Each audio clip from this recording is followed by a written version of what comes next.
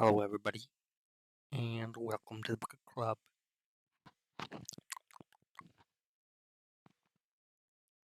Getting ready.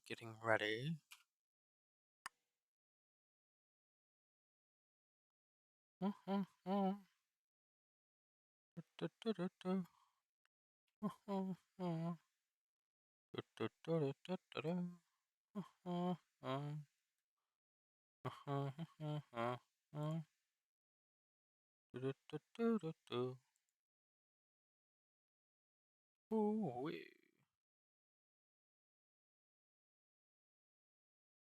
Oh boy, this isn't actually reading that I'm live. Do I need to reconnect my Twitch? What a bummer. Oh.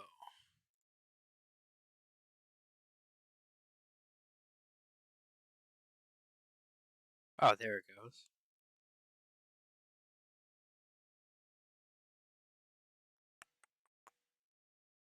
Ooh-wee.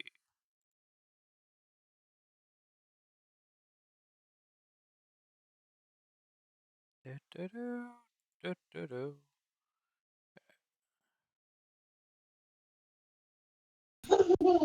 Hey, Hello. how's it going? It's going all right. Good. Yeah, if you look at my stream, you can see there's 4 of me.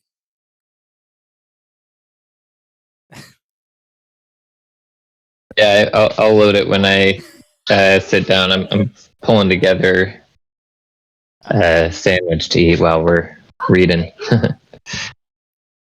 Yeah, I got a couple Uncrustables.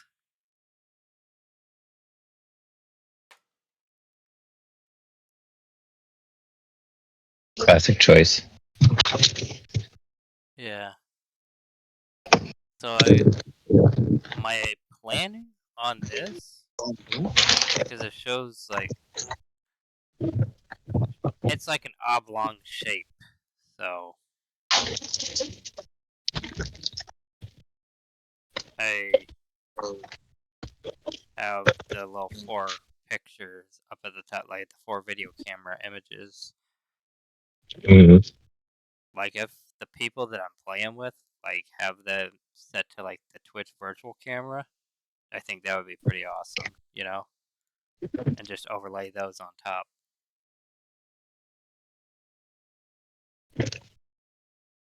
Yeah, I'm interested to see because I have a couple different camera views, but I just hide camera views I'm not currently using.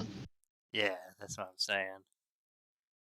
Well, I don't want to have like a big like black spot just up here at the top of the screen, you know? I think this is better than having just a blank spot. They're like, lights out. Ah. You could set up some sort of like colored background that would go there that you could like display the chat messages on top of. I mean, yeah, I could do. Well, the chat messages are down at the bottom. I kind of like that. For the most part, it doesn't block out my game or anything there. Because usually, like that's that bottom left-hand side. Yeah, I just figure if you've got duplicate Like, boom. video windows taking up some dead space anyway, and try to like bring together the space fillers into one. Yeah. If that makes sense.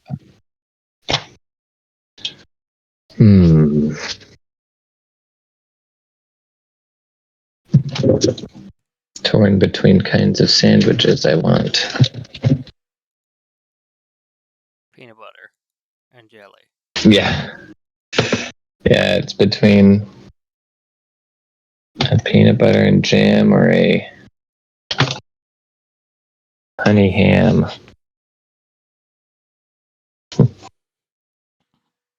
butter jam and honey ham. Yep.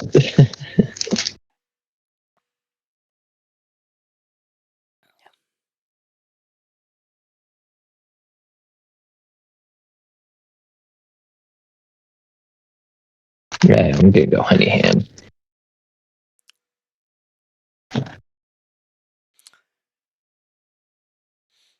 Yeah, I have somebody else who is a possible book club candidate, Oh, nice. and then Is that somebody the else. person who joined recently? Uh, Jordan. Yeah, Nice. Yeah, Jordan makes stuff or something. Jordan does things.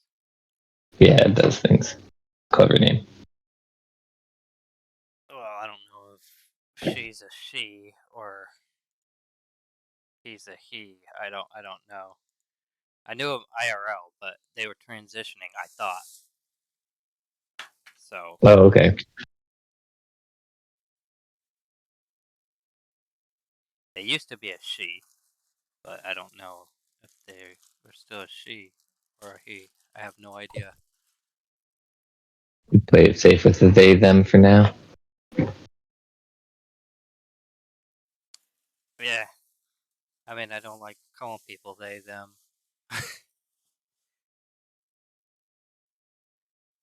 It's probably better than uh, potentially misgendering. I mean, I suppose, but in my opinion, I don't think people should get super upset about a misgender. People have misgendered me, and I don't get super upset. It's a matter of just trying to be Yeah, I courteous. It's definitely not something that same. somebody should be like uh, getting on people's cases for honest mistakes. Yeah, I've had people do that to me though. Like they'll like go ape on me, and it's like, well, you never said your gender or anything like that. And it was Yeah, actually near the beginning of when all of this started getting pretty big, like around like 2019, 2020. yeah, definitely. Probably people who were already going through a lot of uh, issues uh, from people who were intentionally giving them a hard time. So it becomes hard to see when people are making honest mistakes when you feel like you're constantly under attack. Well, and I wasn't even like misgendering them. I just said, "Hey, dude," like, 'cause I called everybody dude. I mean, Uh after huh. this event, I never called everybody dude anymore because she really got on my case. Yeah.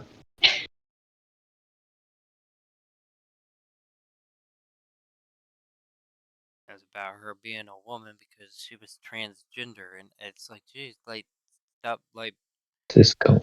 don't like even like. I'm playing a video game. I said, "Hey, dude," in chat, and I didn't even know your gender at all. Like, I don't even know you. You're just in the guild. Yeah. I didn't even know who all was online. I didn't even open up the guild thing. So you happening to be the only person online, like you shouldn't just get upset or assume that I'm only talking to you. There were other people online, and they, I guess, took off after I logged on. Yeah, I'd agree. An instance like that is an overreaction. I'm just saying it's probably understandable overreaction considering the um, the stuff they're probably dealing with. But yeah, everybody should be trying to be as patient as they can Yeah, with but I each mean, other. the problem I had was she was a woman transitioning into a man, but she considered herself a she still. But it was odd. I don't know. It was Like, I learned that part later at the end, and it's like, then why are you getting upset that I'm calling you dude? Like, whatever. I'm gonna use it.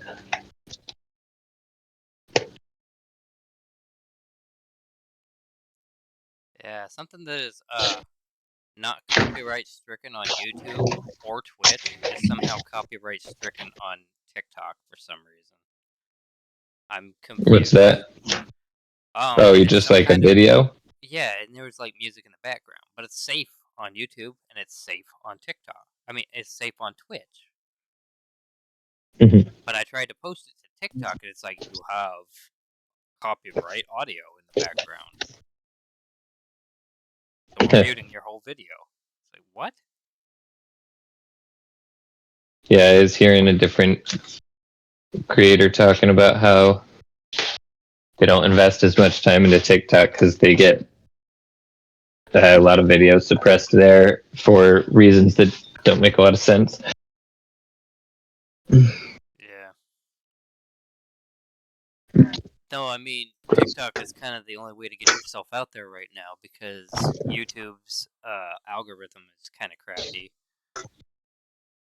Twitch's algorithm is very crappy. And this new thing that Yeah, I'm looking at is pretty small right now. I don't know that I would yeah. invest too much in it. Like, I've heard about it before in the past, like a Ooh. year or so ago, maybe. Or maybe it was just quite recently that I was hearing about it, but I looked at it and I looked at YouTube Live, and Twitch Live is still at the top. Like, there's not as many views as there was back in 2020, but there's not going to be as many views as 2020 because everybody was at home. Everybody was stuck at Yeah. home.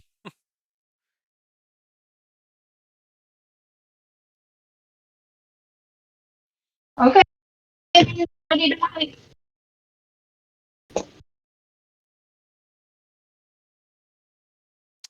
Yeah, I think it's only going to be you and I reading today, unless Haley joins in. I don't know if she's going to or not, though.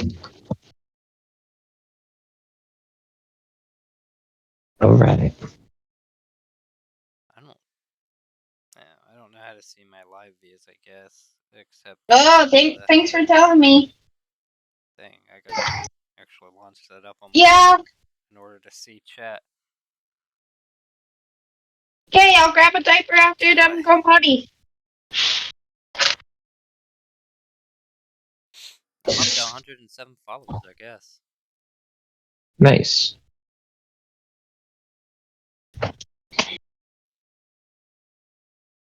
Yeah, while we're doing book club, I guess it's only like a second behind on the OBS Live. Just struggles to keep up when it's doing a game.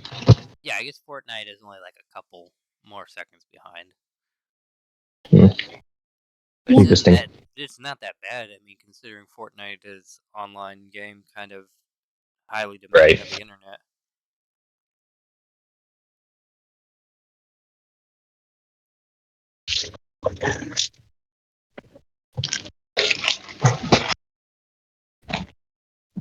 Pokemon Unite, I was using my Okay, are y'all done? Switch.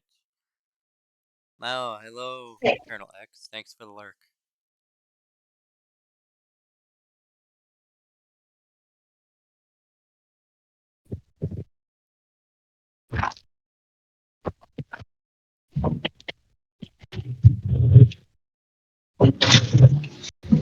So what kind of sandwich did you choose? Honey ham Oh, and yeah. some Chick-fil-A sauce in the middle there. I got like the Freddy sauce. I went to get like extra sauce, and then they gave me like a whole bottle of sauce. I didn't know that's what their extra sauce was. That'll be $20 more on your order. No, it's like $1 or two more. Wow, not bad. But for some reason, I didn't think, hey, $1 or 2 more would give me a whole bottle. For some reason, I didn't even think about that at all. Yeah.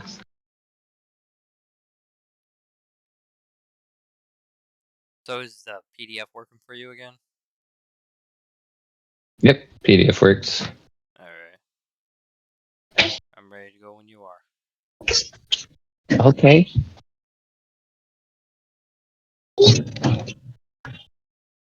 Well, I don't know if we'll go today.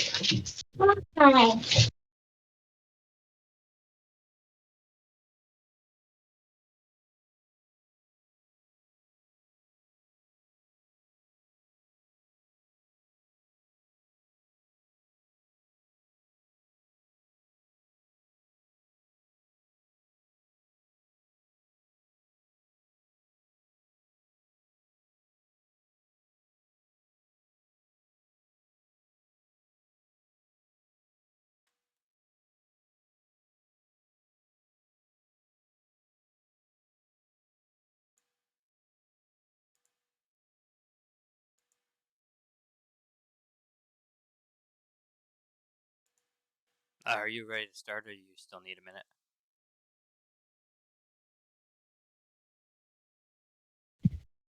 I'm heading to sit down right now. Go ahead and start reading. Alright, cool beans. Alright, Chapter 7. A Mad Tea Party. There was a table set out under a tree in front of the house, and the March Hare and the Hatter were having tea at it. A dormouse was sitting between them, fast asleep. Now the other two were using it as a cushion, resting their elbows on it, and talking over its head. Very uncomfortable for the dormouse, thought Alice, only as it's asleep, I suppose it doesn't mind. The table was a large one, but the three were all crowded together at one corner of it. No room! No room! They cried out when they saw Alice coming. There's plenty of room, said Alice indignantly, and she sat down in a large armchair at one end of the table. Have some wine, the March Hare said in an encouraging tone. Alice looked all around the table, but there was nothing on it but tea. I don't see any wine, she remarked. There isn't any, said the March Hare.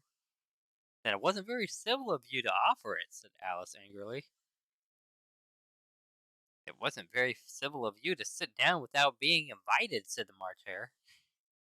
I didn't know it was your table, said Alice. It's laid for a many more than three. Your hair wants cutting, said the Hatter. He had been looking at Alice for some time with great curiosity, and this was his first speech. You should learn not to make personal remarks, Alice said with some severity. It is very rude. The Hatter opened his eyes very wide on hearing this, but all he said was, Why is a raven like a writing desk? Come, we shall have some fun now, thought Alice. I'm glad they've begun asking riddles. I believe I can guess that, she added aloud. Do you mean to think that you can find out the answer to it? Said the March Hare. Exactly so, said Alice. That you should say what you mean, the March Hare went on. I do, Alice hastily replied. At least I mean what I say. It's the same thing, you know. Not the same thing a bit, said the Hatter. You might just as well say, I see what I eat is the same thing as I eat what I see. You might just as well say, added the March Hare, that I like what I get is the same thing as I get what I like. You might just as well say, added the Dormouse, who seemed to be talking in his sleep, that I breathe when I sleep is the same thing as I sleep when I breathe. It is the same thing with you, said the Hatter, and here the conversation dropped, and the party sat silent for a minute. When Alice thought over all she could remember about ravens and writing desks, which wasn't much,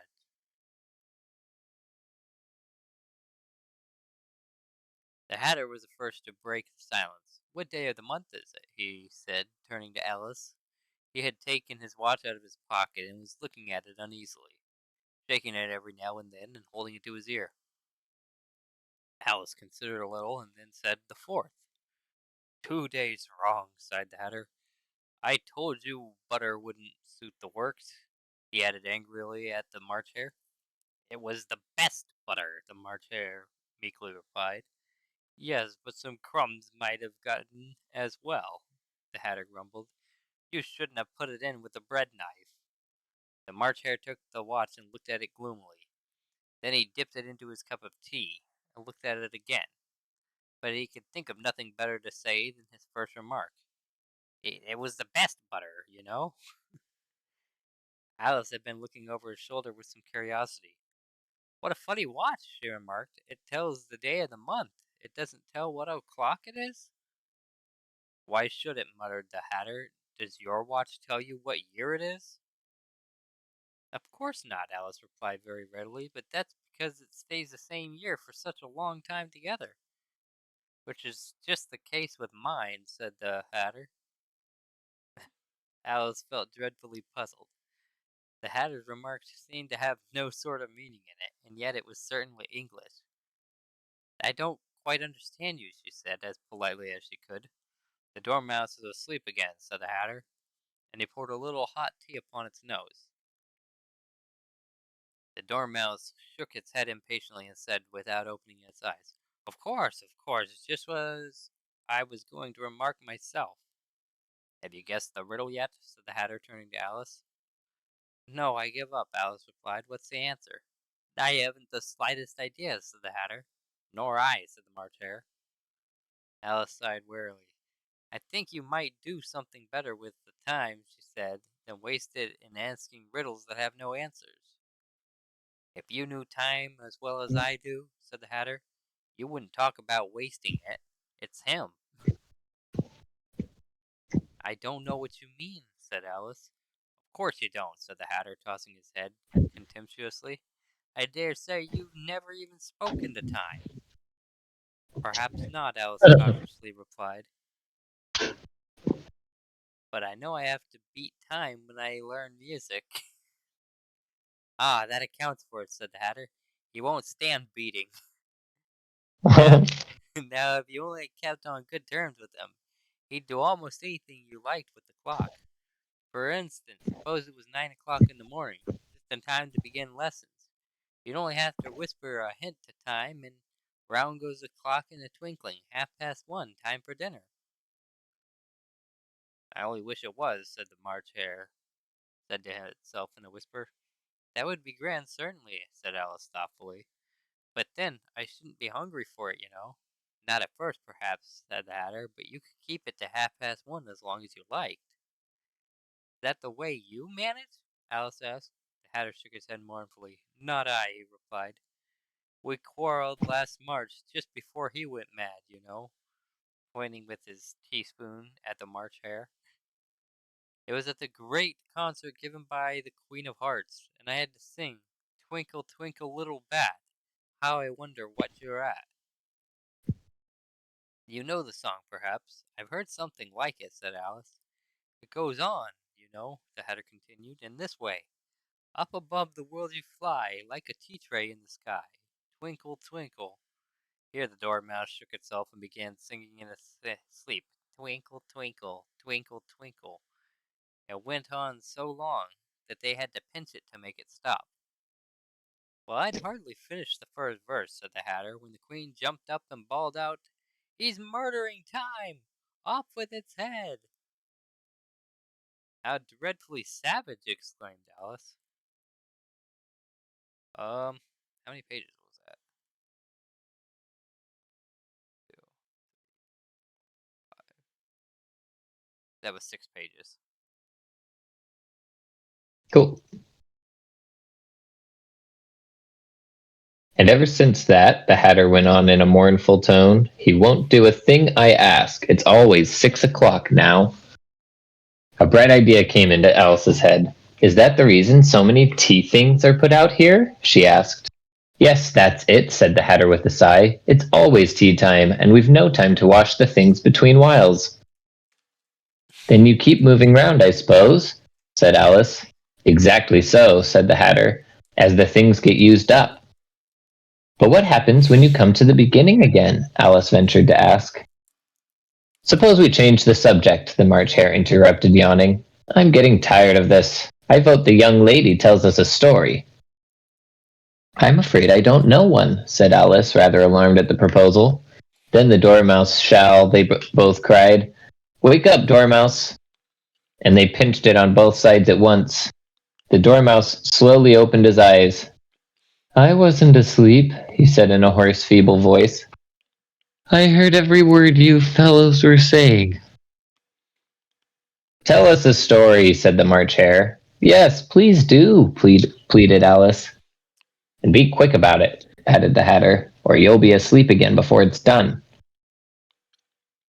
Once upon a time there were 3 little sisters, the Dormouse began in a great hurry, and their names were Elise, Lacey, and Tilly, and they lived at the bottom of a well. What did they live on? Said Alice, who always took a great interest in questions of eating and drinking. They lived on a treacle, said the Dormouse after thinking a minute or two. They couldn't have done that, you know, Alice gently remarked. They'd have been ill. So they were, said the Dormouse, very ill. Alice tried to fancy herself what such an extraordinary way of living would be like, but it puzzled her too much, so she went on. But why did they live at the bottom of a well? Take some more tea, the March Hare said to Alice very earnestly. So I was looking up treacle. Yeah, what is that? It's evidently any uncrystallized syrup made during the refining of sugar. The most common forms of treacle are golden syrup, pale variety, and black treacle, a darker variety similar to molasses. It has strong, slightly bitter flavor and richer color than golden syrup. Interesting. Yeah, so essentially it's just sugar. No wonder why they would have been ill.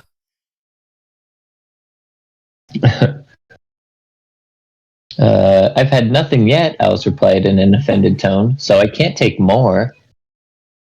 You mean you can't take less, said the Hatter. It's very easy to take more than nothing. Nobody asked your opinion, said Alice. Who's making personal remarks now? The Hatter asked, triumphantly.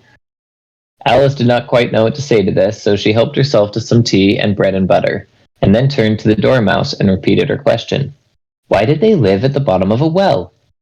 The Dormouse again took a minute or two to think about it, and then said, It was a treacle well.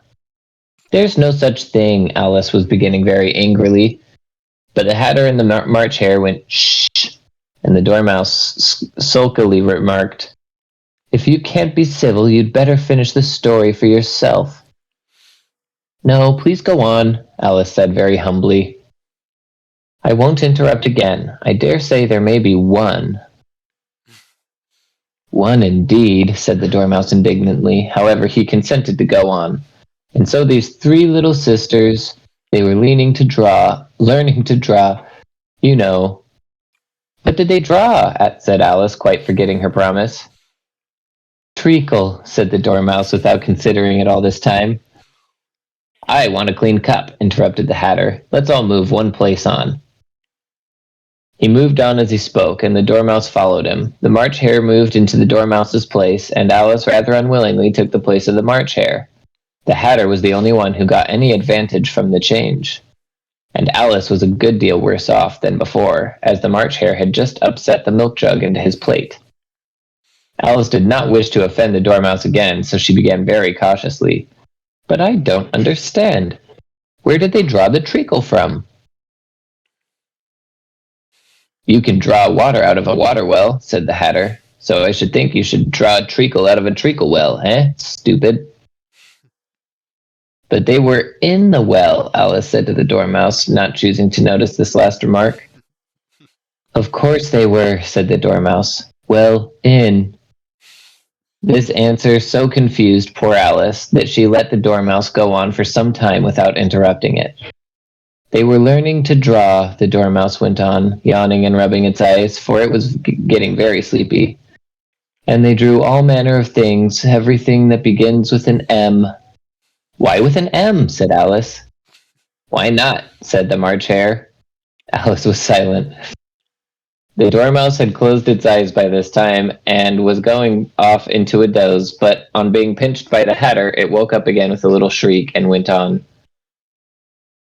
That begins with an M, such as mousetraps and the moon and memory and muchness. You know, you say things are much of a muchness. Did you ever see such a thing as a drawing of a muchness? Really, now you ask me, said Alice, very much confused. I don't think. Then you shouldn't talk, said the Hatter. This piece of rudeness was more than Alice could bear. She got up in great disgust and walked off. The dormouse fell asleep instantly, and neither of the others took the least notice of her going. Though she looked back once or twice, half hoping that they would call after her, the last time she saw them, they were trying to put the dormouse into the teapot. At any rate, I'll never go there again, said Alice as she picked her way through the wood. It's the stupidest tea party I ever was at in all my life. Just as she said this, she noticed that one of the trees had a door leading right into it. That's very curious, she thought. But everything's curious today. I think I may as well go in at once. And in she went. Once more she found herself in the long hall and close to the little glass table. Now I'll manage better this time, she said to herself, and began by taking the little golden key and unlocking the door that led into the garden. Then she went to work nibbling at the mushroom. She had kept a piece of it in her pocket till she was about a foot high. Then she walked down the little passage, and then she found herself at last in the beautiful garden among the bright flower beds and the cool fountains. About to encounter uh, the boss.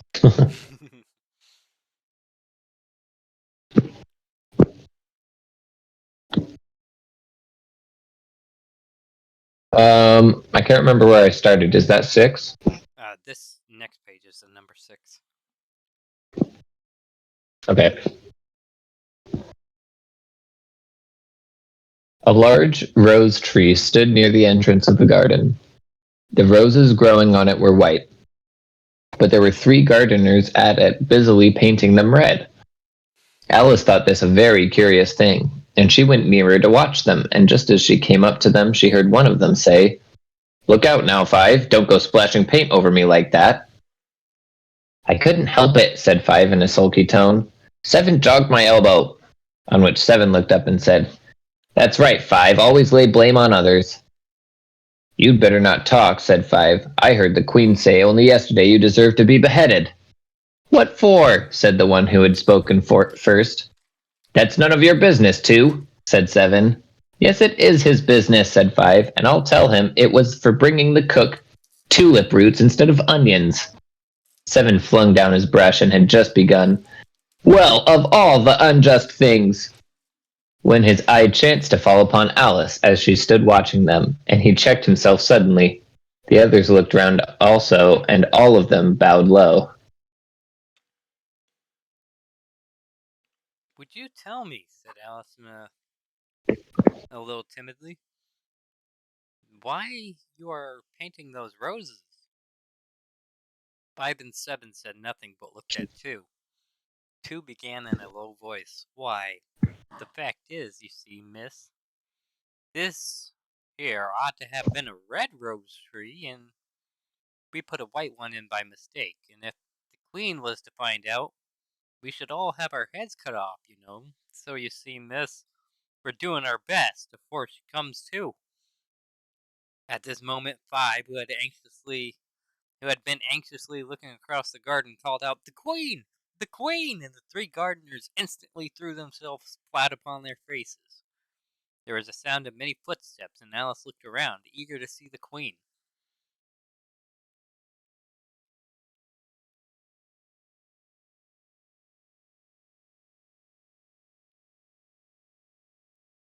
First came 10 soldiers carrying clubs. These were all shaped like the 3 gardeners, oblong and flat, with their hands and feet at the corners. Next, the 10 courtiers. These were ornamented all over with diamonds and walked 2 and 2, as the soldiers did. After these came the royal children. There were 10 of them, and the little deers came jumping merrily along, hand in hand, in couples. They were all ornamented with hearts. Next came the guests, mostly kings and queens, and among them Alice recognized the white rabbit. It was talking in a hurried and nervous manner, smiling at everything that was said, and went on without noticing her. Then followed the knave of hearts, carrying the king's crown on a crimson velvet cushion. And last of all of this grand procession came the king and queen of hearts. Alice was rather doubtful whether she ought not to lie down on her face like the three gardeners, but she could not remember ever having heard of such a rule at processions. And besides, what would be the use of a procession, thought she, if people all had to all lie down upon their faces, so that they couldn't see it. So she stood still where she was and waited. When the procession came opposite to Alice, they all stopped and looked at her, and the queen said severely, "Who is this?" She said it to the knave of hearts, who only bowed and smiled in reply. "Idiots!" said the queen, tossing her head impatiently, and turning to Alice, she went on, "What's your name, child?" "My name is Alice, so please your majesty," said Alice very politely, but she added to herself, "Why, they're only a pack of cards after all, and I needn't be afraid of them." "And who are these?" said the queen, pointing to the three gardeners who were lying round the rose tree. For, you see, as they were lying on their faces, and the pattern on their backs was the same as the rest of the pack, she could not tell whether they were gardeners or soldiers or courtiers or three of her own children. "How should I know?" said Alice, surprised at her own courage. "It's no business of mine." The queen turned crimson in fury, and after glaring at her for a moment like a wild beast, screamed, "Off with her head! Off!" "Nonsense!" said Alice very loudly and decidedly, and the queen was silent. The king laid his hand upon her arm and timidly said, "Consider, my dear, she is only a child." The queen turned angrily away from him and said to the knave, "Turn them over." The knave did so, very carefully, with one foot. "Get up," said the queen in a shrill, loud voice, and the three gardeners instantly jumped up and began bowing to the king, the queen, the royal children, and everybody else. "Leave off that," screamed the queen. "You make me giddy." And then, turning to the rose tree, she went on, "What have you been doing here?" "May it please your majesty," said two in a very humble tone, going down on one knee as he spoke. "We were trying—" "I see," said the queen, who had meanwhile been examining the roses. "Off with their heads!" And the procession moved on, three of the soldiers remaining behind to execute the unfortunate gardeners, who ran to Alice for protection. "You shan't be beheaded," said Alice, and she put them into a large flower pot that stood near. The three soldiers wandered about for a minute or two, looking for them, and then quietly marched off after the others. "Are their heads off?" shouted the queen. "Their heads are gone, if it please your majesty," the soldiers shouted in reply. "That's right," shouted the queen. "Can you play croquet?" The soldiers were silent and looked at Alice, as the question was evidently meant for her. "Yes," shouted Alice. "Come on, then," roared the queen, and Alice joined the procession, wondering very much what would happen next. "It is a very fine day," said a timid voice at her side. She was walking by the white rabbit, who was peeping anxiously into her face. "Very," said Alice. "Where's the Duchess?" "Hush, hush," said the rabbit in a low, hurried tone. He looked anxiously over his shoulder as he spoke, and then raised himself upon tiptoe, put his mouth close to his ear, and whispered, "She's under sentence of execution." "What for?" said Alice. "Did you say what a pity?" the rabbit asked. "No, I didn't," said Alice. "I don't think it's at all a pity. I said, what for?"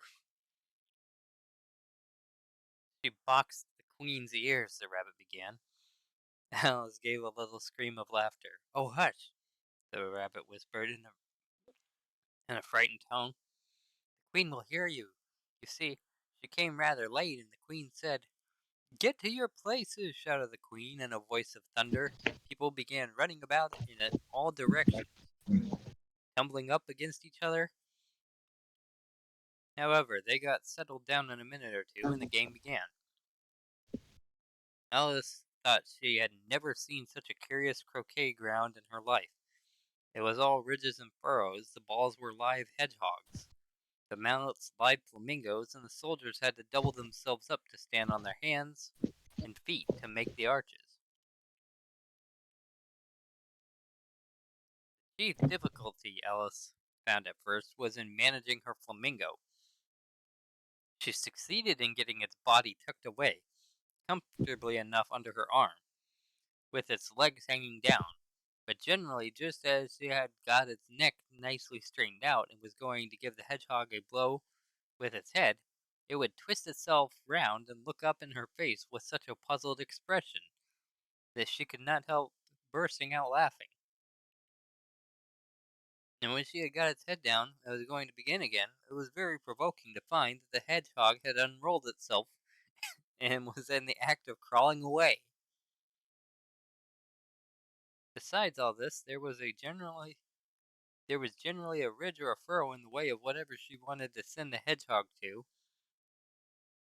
and as the doubled up soldiers were always getting up and walking off to other parts of the ground, Alice soon came to the conclusion that it was a very difficult game indeed. The players all played at once without waiting for turns, quarreling all the while, and fighting for the hedgehogs. In a very short time, the queen was in a furious passion, and went stamping about and shouting, "Off with his head!" or "Off with her head!" about once in a minute. Alice began to feel very uneasy. To be sure, she had not as yet had any dispute with the queen, but she knew that it might happen any minute. And then, thought she, what would become of me? They're dreadfully fond of beheading people here. The great wonder is that there's any one left alive. She was looking about for some way of escape, and wondering whether she could get away without being seen, when she noticed a curious appearance in the air.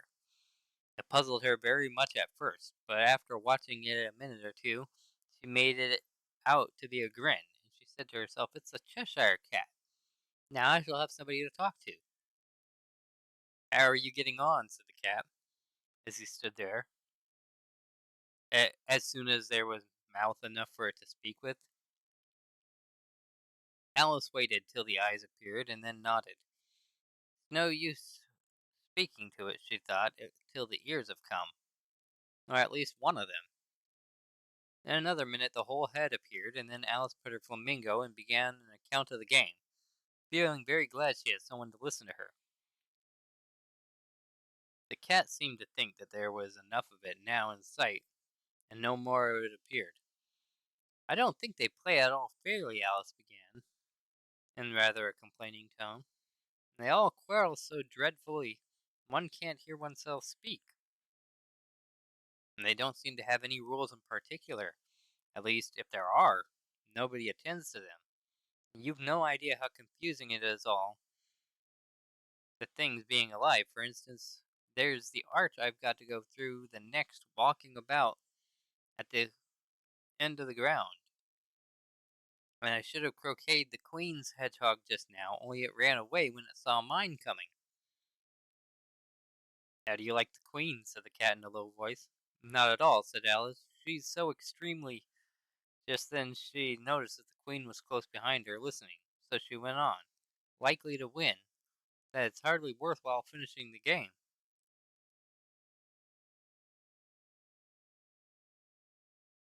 Alright, you're next.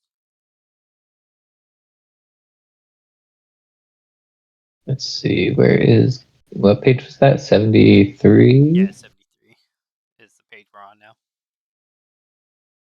Ah, yeah. The queen smiled and passed on. "Who are you talking to?" said the king, going up to Alice and looking at the cat's head with great curiosity. "It's a friend of mine, a Cheshire cat," said Alice. "Allow me to introduce it."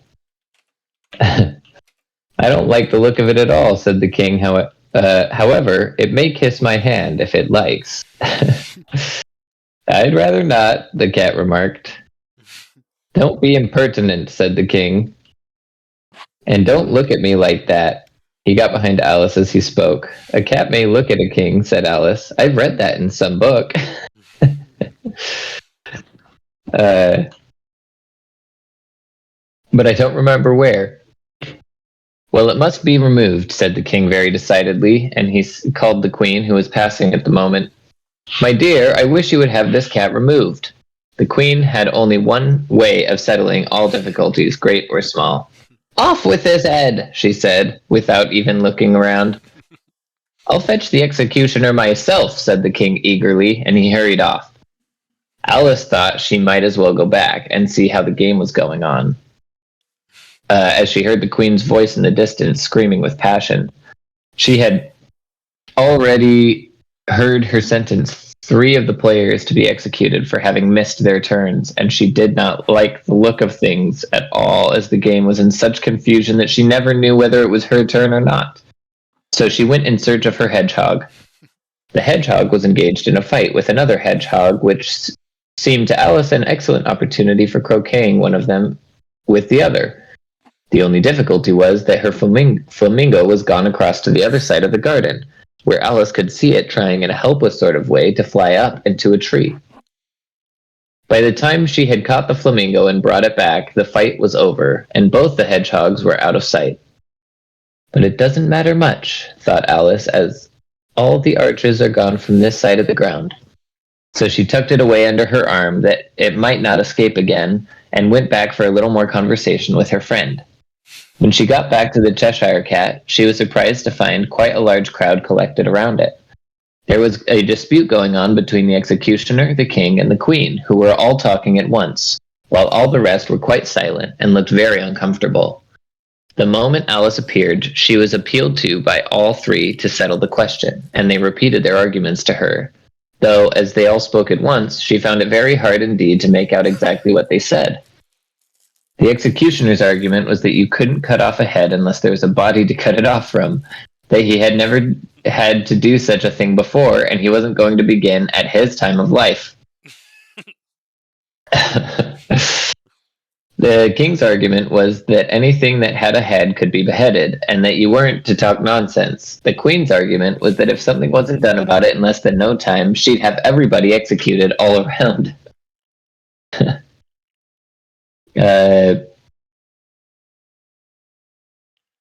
It was the last remark that had made the whole party look so grave and anxious. Alice could think of nothing else to say, but, "It belongs to the Duchess. You'd better ask her about it." "She's in prison," the queen said to the executioner. "Fetch her here," and the executioner went off like an arrow. The cat's head began fading away the moment he was gone, and by the time he had come back with the Duchess, it had entirely disappeared, so the king and the executioner ran wildly up and down looking for it, while the rest of the party went back to the game. The Mock Turtle's Story. "You can't think how glad I am to see you again, dear old thing," said the Duchess as she tucked her arm affectionately into Alice's, and they walked off together. Alice was very glad to find her in such pleasant temper, and thought to herself that perhaps it was only the pepper that had made her so savage when they met in the kitchen. "When I'm Duchess, she said to herself, not in a very hopeful tone though, I won't have any pepper in my kitchen at all. Soup does very well without. Maybe it's always pepper that makes people hot-tempered," she went on, very much pleased at having found out a new kind of rule. "And vinegar that makes them sour, and chamomile that makes them bitter, and barley sugar, and such things that make children sweet-tempered. I only wish people knew that. Then they wouldn't be so stingy about it, you know." She had quite forgotten the Duchess by this time, and was a little startled when she heard her voice close to her ear. "You're thinking about something, my dear, and that makes you forget to talk. I can't tell you just now what the moral of that is, but I shall remember it in a bit." "Perhaps it hasn't one," Alice ventured to remark. "Tut, tut, child," said the Duchess. "Everything's got a moral, if only you can find it." and she squeezed herself up closer to Alice's side as she spoke. Alice did not much like keeping so close to her, first because the Duchess was very ugly, and second because she was exactly the right height to rest her chin upon Alice's shoulder, and it was an uncomfortably sharp chin. However, she did not like to be rude, so she bore it as well as she could. The game's going on rather better now, she said, by the way of keeping up the conversation a little. "'Tis so," said the Duchess, "and the moral of that is, oh, 'tis love that makes the world go round." "Somebody said," Alice whispered, "that it's done by everybody minding their own business." "Ah, well, it means much the same thing," said the Duchess, digging her sharp little chin into Alice's shoulder as she added, "and the moral of that is, take care of the sense and the sounds will take care of themselves." How fond she is of finding morals in things, Alice thought to herself. "I dare say you're wondering why I don't put my arm round your waist," the Duchess said after a pause. "The reason is that I'm doubtful about the temper of your flamingo. Shall I try the experiment?" "He might bite," Alice cautiously replied, not feeling at all anxious to have the experiment tried. "Very true," said the Duchess. Flamingos and mustard both bite, and the moral of that is, birds of a feather flock together." "Only mustard isn't a bird," Alice remarked. "Right, as usual," said the Duchess. "What a clear way you have of putting things." "It's a mineral, I think," said Alice. "Of course it is," said the Duchess, who seemed ready to agree to everything that Alice said. I think the Duchess might be an AI. Maybe.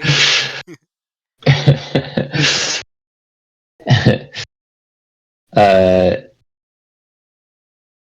there's a large mustard mine near here, and the moral of that is the more there is of mine, the less there is of yours. "Oh, I know," exclaimed Alice, who had not attended to this last remark. "It's a vegetable. It doesn't look like one, but it is." "I quite agree with you," said the Duchess, "and the moral of that is be what you would seem to be. Or if you'd like it put more simply, never imagine yourself not to be otherwise than what it might appear to others that what you were, or might have not otherwise than what you would have been, or would have appeared to them to be otherwise." It's very confusing. "I think I should understand that better," Alice said very politely, "if I had written it down, or had it written down, but I can't quite follow it as you say it." "That's nothing to what I could say if I chose," the Duchess replied, in a pleased tone. "Pray don't trouble yourself to say it any longer than that," said Alice. "Oh, don't talk about trouble," said the Duchess. "I make you a present of everything I've said as yet." "A cheap sort of present," thought Alice. "I'm glad they don't give birthday presents like that." But she did not venture to say that out loud. Wow, Alice was uh, really giving people burns, way yeah. back in the day. Uh, Thinking again? The Duchess asked with another dig of her sharp little chin. "I have a right to think," said Alice sharply, for she was beginning to feel a little worried. "Just about as much right," said the Duchess, "as pigs have to fly, and the But here, to Alice's great surprise, the Duchess's voice died away, even in the middle of her favorite word, moral, and the arm that was linked into hers began to tremble. Alice looked up, and there stood the Queen in front of them, with her arms folded, frowning like a thunderstorm. "A fine day, your Majesty," the Duchess began in a low, weak voice.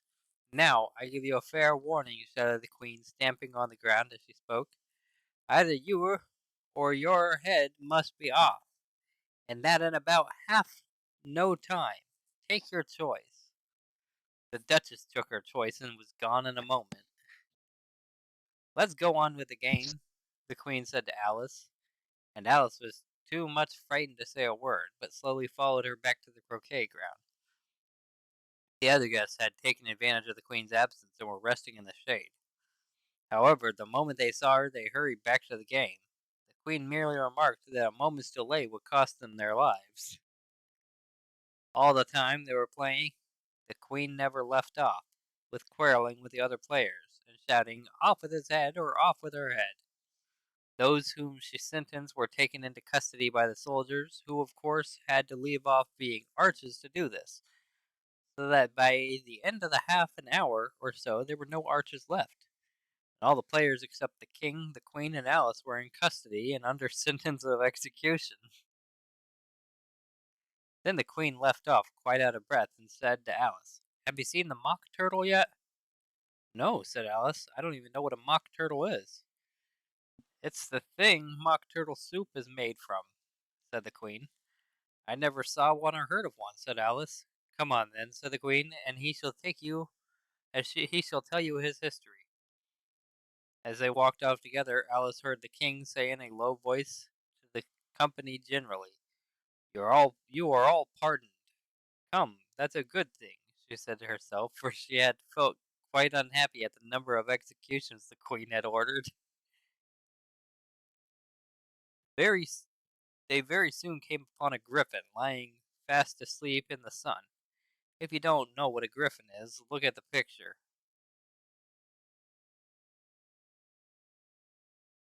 What? Bizarre? All of a I, sudden. I don't know why that's even there. Wait, what? That's not no, The that's not in the original book. So I'm very confused. Sorry. The whole thing in the parentheses. If you don't know what a griffin is, look at the picture. That's bizarre. yeah, I don't see a picture in mine. No, it's not. I'm just saying that wasn't even in the original book. So in this copy, I guess Oh, is I have no idea. "Up, lazy thing," said the queen, "and take this young lady to see the mock turtle, and to hear his story. I must go back and see after some executions I have ordered." And she walked off, leaving Alice alone with the griffin. Alice did not quite like the look of the creature, but on the whole she thought it would be quite as safe to stay with it as to go after that savage queen. So she waited. The griffin sat up and rubbed its eyes, and then watched the queen till she was out of sight. Then it chuckled. "What fun!" said the griffin, half to itself, half to Alice. "What is the fun?" said Alice. "Why, she," said the griffin. "It's all her fancy, that they never executes nobody, you know. Come on." "Everybody says come on here," thought Alice, as she oh, went slowly after it. "I never was so ordered about in all my life, never." They had not gone far before they saw the mock turtle in the distance, sitting sad and lonely on a little ledge of rock, and as they came nearer, Alice could hear him sighing as if his heart would break. She pitied him deeply. "What is his sorrow?" she asked the griffin, and the griffin answered very nearly in the same words as before. "It's all his fancy, that. He hasn't got no sorrow, you know. Come on." So they went up to the mock turtle, who looked at them with large eyes full of tears, but said nothing. "This here young lady," said the griffin, "she wants for to know your history, she do." "I'll tell her," said the mock turtle in a deep, hollow tone.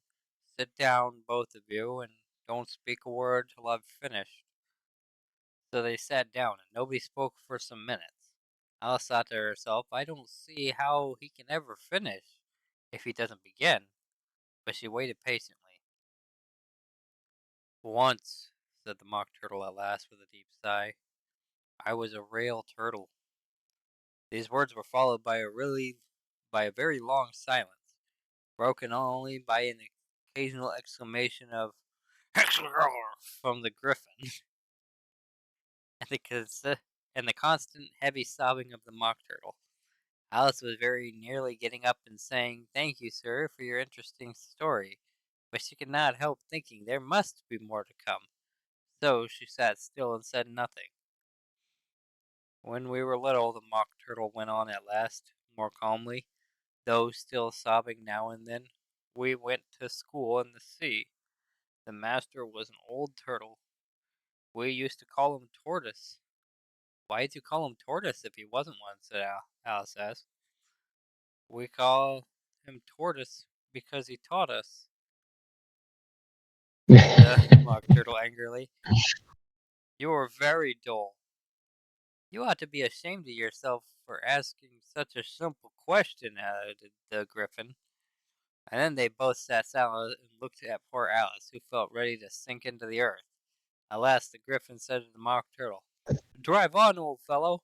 Don't be all day about it. And he went on in these words, Yes, we went to school on the sea, though you mayn't believe it. I never said I didn't, interrupted the Turtle. You did, said the Mock Turtle. Well, hold your tongue, added the Griffin before Alice could speak again. The Mock Turtle went on. We had the best of educations, in fact. We went to school every day.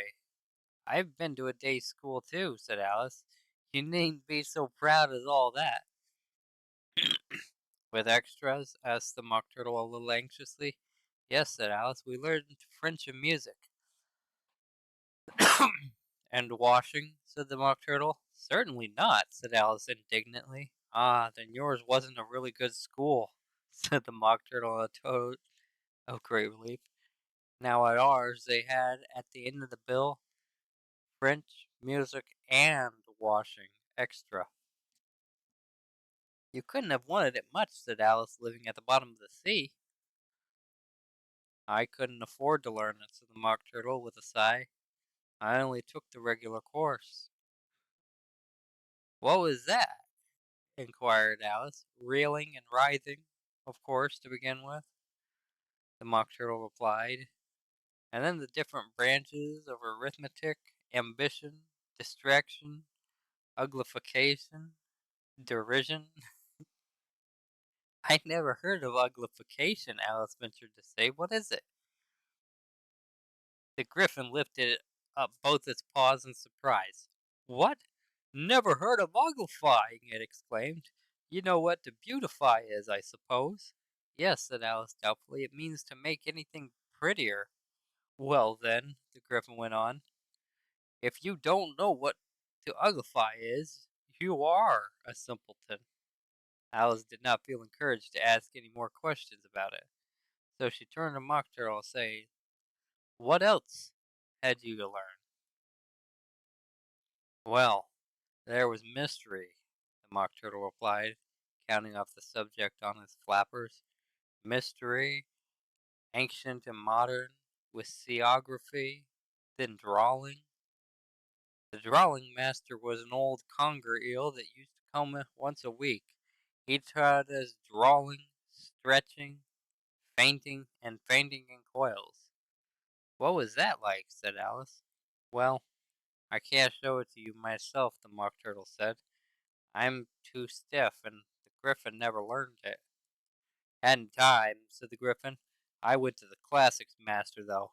He was an old crab, he was. I never went to him, the Mock Turtle said with a sigh. He taught laughing and grief, they used to say. So we did, said the Griffin, sighing in his turn. And both creatures hid their faces in their paws. And how many hours a day did you do lessons? Said Alice in a hurry to change the subject. 10 hours the first day, said the Mock Turtle. 9 the next, and so on. What a curious plan, exclaimed Alice. That's the reason why they're called lessons, the Griffin remarked, because they lessen from day to day. This was quite a new idea to Alice, and she thought it over a little before she made her next remark. Then the 11th day must have been a holiday. Of course it was, said the Mock Turtle. And how did you manage on the 12th? Alice went on eagerly. That's enough about lessons, the Griffin interrupted in a very decided tone. Tell her something about the games now.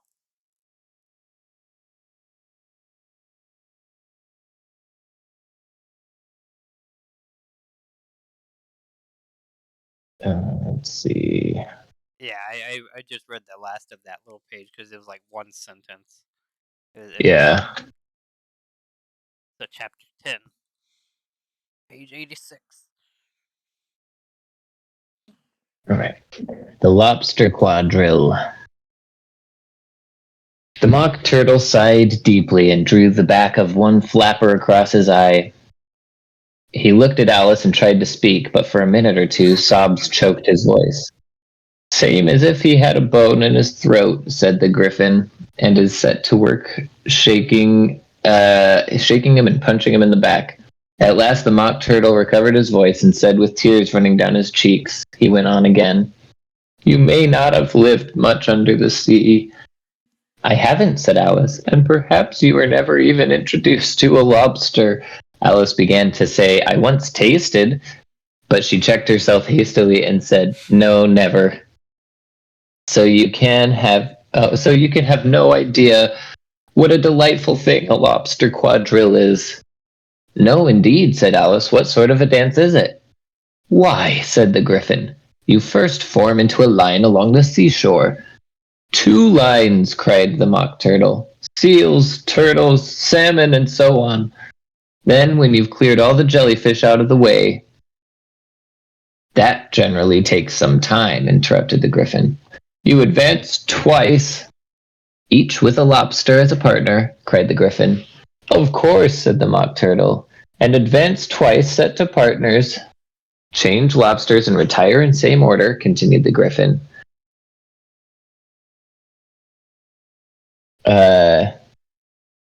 Then you know, the Mock Turtle went on. You throw the lobsters, shouted the Griffin with a bound into the air, as far out to the sea as you can. Swim after them, screamed the Griffin. Turn a somersault in the sea, cried the Mock Turtle, capering wildly about. Change lobsters again, yelled the Griffin at the top of its voice. Back to land again, and that's all the first figure, said the Mock Turtle, suddenly dropping his voice, and the 2 creatures who had been jumping about like mad things all this time sat down again very sadly and quietly and looked at Alice. It must be a very pretty dance, said Alice timidly. Would you like to see a little of it? Said the Mock Turtle. Very much indeed, said Alice. Come, let's try the first figure, said the Mock Turtle to the Griffin. We can do without lobsters, you know. Which shall sing? Oh, you sing, said the Griffin. I've forgotten the words.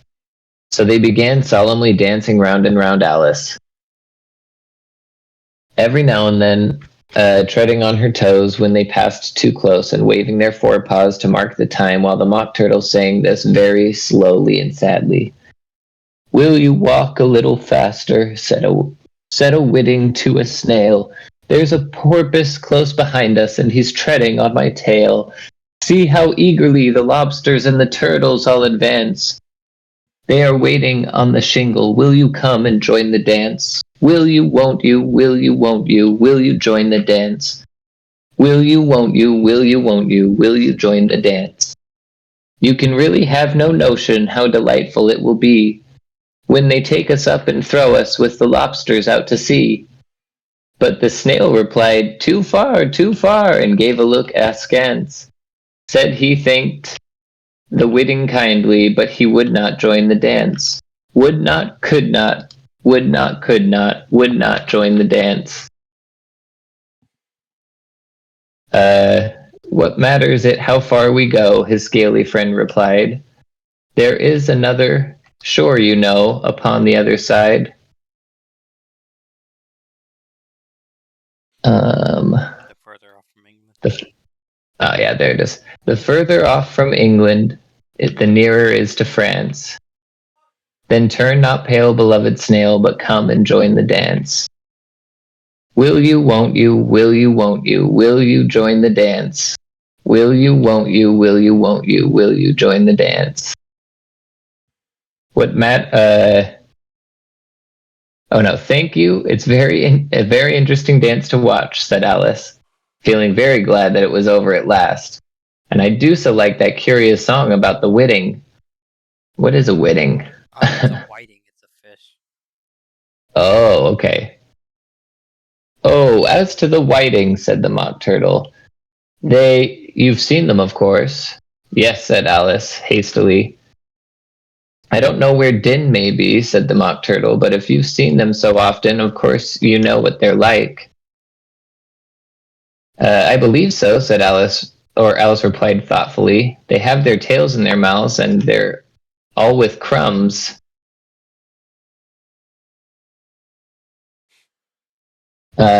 You're wrong about the crumbs, said the Mock Turtle. Crumbs would all wash off in the sea, but they have their tails in their mouths, and the reason is... Here the Mock Turtle yawned and shut his eyes. Tell her about the reason and all that, he said to the Griffin. The reason is... let's see, said the Griffin, that they would go with the lobsters to the dance, so they got thrown out to sea. So they had to fall a long way, so they got their tails fast in their mouths, so they couldn't get them out again, that's all. Thank you, said Alice. It's very interesting. I never knew so much about a whiting before. I can tell you more than that if you like, said the Griffin. Do you know why it's called a whiting? I never thought about it, said Alice. Why? It does the boots and shoes, the Griffin replied very solemnly. Alice was thoroughly puzzled. Does the boots and shoes? She repeated in a wondering tone. Why, what are your shoes done with? Said the Griffin. I mean, what makes them so shiny? Alice looked down at them and considered a little before she gave her answer. They're done with blacking, I believe. Boots and shoes under the sea, the Griffin went on in a deep voice, are done with a whiting. Now you know. And what are they made of? Alice asked in a tone of great curiosity. Soles and eels, of course, the Griffin replied rather impatiently. Any shrimp could have told you that. If I'd been the whiting, said Alice, whose thoughts were still running on the song, I'd have said to the porpoise, keep back, please. We don't want you with us. They were obliged to have him with them, the Mock Turtle said. No wise fish would go anywhere without a porpoise. Wouldn't it really? Said Alice in a tone of great surprise. Of course not, said the Mock Turtle. Why, if a fish came to me and told me he was going on a journey, I should say, with what purpose? Don't you mean purpose? Said Alice. I mean what I say, the Mock Turtle replied in an offended tone, and the Griffin added, Come, let's hear some of your adventures. I could tell you my adventures beginning from this morning, said Alice a little timidly. But it's no use going back to yesterday, because I was a different person then. Explain all that, said the Mock Turtle. No, the adventures first, said the Griffin in an impatient tone. Explanations take such a dreadful time. Let's see. One, two. You got like one more page. Oh yeah, this is the last one. So Alice began telling them her adventures from the time when she first saw the White Rabbit. She was a little nervous about it just at first. The two creatures got so close to her, one on each side, and opened their eyes and mouths so very wide, but she gained courage as she went on. Her listeners were perfectly quiet till she got to the part about her repeating, You are old Father William to the caterpillar, and the words all coming different, and then the Mock Turtle drew a long breath and said, That's very curious. It's all about as curious as it can be, said the Griffin. It all came different, said the Mock Turtle repeated thoughtfully. I should like to hear her try and repeat something now. Tell her to begin. He looked at the Griffin as if he thought it had some kind of authority over Alice. Stand up and repeat. 'Tis the voice of the sluggard, said the Griffin. How the creatures order one about and make one repeat lessons, thought Alice. I might as well be at school at once. However, she got up and began to repeat it, but her head was so full of the lobster quadrille that she hardly knew what she was saying, and the words came very queer indeed. 'Tis the voice of the lobster, I heard him declare, You have baked me too brown, I must sugar my hair. As a duck with its eyelids, so he with his nose trims his belt and his buttons and turns out his toes. When the later edition continued, it follows, okay.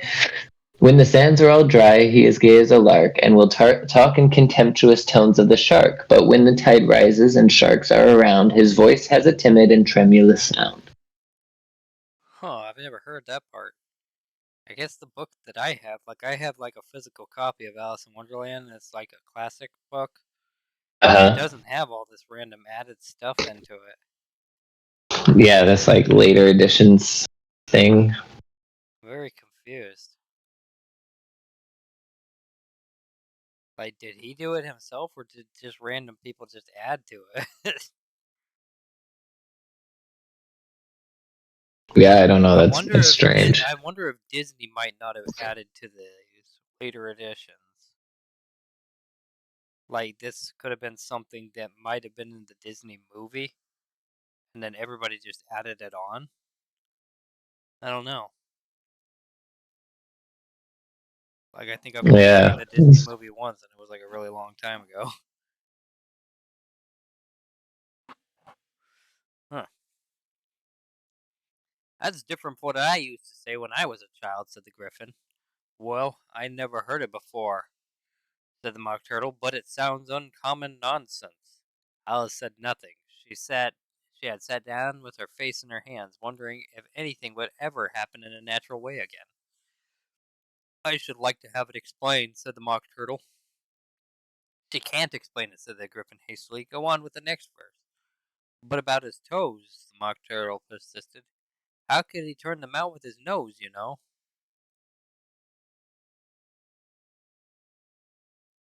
It's the first position in dancing, Alice said, but was dreadfully puzzled by the whole thing and longed to change the subject. Go on with the next verse, the Griffin repeated impatiently. It begins with, I passed by his garden. Alice did not dare to disobey, though she felt sure it would all come wrong, and she went on in a trembling voice.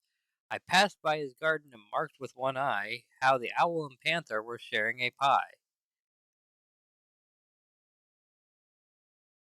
The panther took pie crust and gravy and meat, while the owl had the dish as its share of the treat. When the pie was all finished, the owl, as a boon, was kindly permitted to pocket the spoon, while the panther received a knife and fork with a growl, and concluded the banquet. What is the use of repeating all that stuff? The Mock Turtle interrupted. If you don't explain it as you go on, it's by far the most confusing thing I've ever heard. Yes, I think you better leave off, said the Griffin, and Alice was only too glad to do so. Shall we try another figure of the lobster quadrille? The Griffin went on, or would you like the Mock Turtle to sing you a song? Oh, a song, please, if the Mock Turtle would be so kind. Alice replied so eagerly that the Griffin said in rather offended tone, No accounting for tastes. Sing her turtle soup, will you, old fellow? The Mock Turtle sighed deeply and began in a voice sometimes choked with sobs to sing this. Beautiful soup, so rich and green, waiting in a hot tureen. Who for such dainties would not stoop? Soup of the evening, beautiful soup. Soup of the evening, beautiful soup. Beautiful soup. Beautiful soup. Soup of the evening. Beautiful, beautiful soup. Beautiful soup. Who cares for fish, game, or any other dish? Who would not give all else for two? Pennyworth only of beautiful soup. Pennyworth only of beautiful soup. Beautiful soup. Beautiful soup. Soup of the evening. Beautiful, beautiful soup. Chorus again, cried the Griffin, and the Mock Turtle had just begun to repeat it when a cry of the trial's beginning was heard in the distance. Come on, cried the Griffin, and taking Alice by the hand, it hurried off, without waiting for the end of the song. What trial is it? Alice panted as she ran, but the Griffin only answered, Come on, and ran faster, while more and more faintly came, carried on the breeze that followed him, the melancholy words, Soup of the evening, beautiful, beautiful soup. Chapter 11. Who Stole the Tarts? The King and the Queen of Hearts were seated on their throne when they arrived, with a great crowd assembled all about them.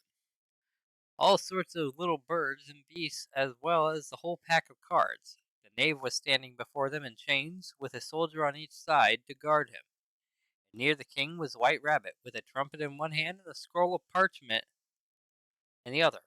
In the very middle of the court was a table, with a large dish of tarts upon it.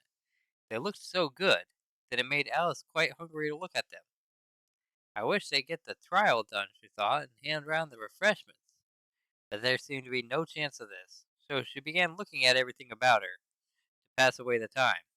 Alice had never been in a court of justice before, but she had read about them in books, and she was quite pleased to find she knew the name of nearly everything there. That's the judge, she said to herself, because of his great wig. The judge, by the way, was the king, and as he wore his crown over the wig. Look at the front piece if you want to see how he did it. What? Oh, shoot. I guess don't look at the front piece, because there is no front piece. He did not look at all comfortable, and it was certainly not becoming. That's the jury box, thought Alice, and those 12 creatures, she was obliged to say creatures, you see, because some of them were animals and some were birds. I suppose they're jurors. She said the last word 2 or 3 times over to herself, being rather proud of it. For she thought, and rightly too, that very few little girls of her age knew the meaning of it at all. However, jurymen would have done just as well. The 12 jurors were all writing very busily on slates. What are they doing? Alice whispered to the Griffin. They can't have anything to put down yet before the trial's begun. They're putting down their names, Griffin whispered in reply, for fear they should forget them before the end of the trial. Stupid thing, Alice began in a loud, indignant voice, but she stopped hastily, for the White Rabbit cried out, "Silence in the court!" and the king put on his spectacles and looked anxiously around to make out who was talking. Alice could see, as well as if she were looking over their shoulders, that all the jurors were writing down stupid things on their slates. And she could even make out that one of them didn't know how to spell stupid, and that he had to ask his neighbor to tell him. A nice muddle their slates'll be in before the trial's over, thought Alice. One of the jurors had a pencil that squeaked. This, of course, Alice could not stand, and she went round to the court and got behind him, and very soon found the opportunity of taking it away. She did it so quickly that the poor little juror, it was Bill the Lizard, could not make out at all what had happened, what had become of it. So, after hunting all about for it, he was obliged to write with one finger for the rest of the day, and this was of very little of use, as it left no mark on his slate. "Now read the accusation," said the king. On this the White Rabbit blew 3 blasts of the trumpet, and then unrolled the parchment scroll and read as follows: "Queen of Hearts, she made some tarts, all on a summer day. The Knave of Hearts, he stole the tarts and took them quite away." "Consider your verdict," the king said to the jury. "Not yet, not yet," the rabbit hastily interrupted. "There's a great deal to come before that." "Call the first witness," said the king, and the White Rabbit blew 3 blasts on the trumpet and called out, "First witness." The first witness was the Hatter. He came in with a teacup in one hand and a piece of bread and butter in the other. "I beg your pardon, your Majesty," he began, "for bringing these in, but I hadn't quite finished my tea when I was sent for." "You ought to have finished," said the king. "When did you begin?" The Hatter looked at the March Hare, who had followed him into the court, arm in arm with the Dormouse. "14th of March, I think it was," he said. "15th," said the March Hare. "16th," added the Dormouse. "Write that down," the king said to the jury, and the jury eagerly wrote down all 3 dates on their slates, and then added them up, and reduced the answer to shillings and pence. All right, it's your turn.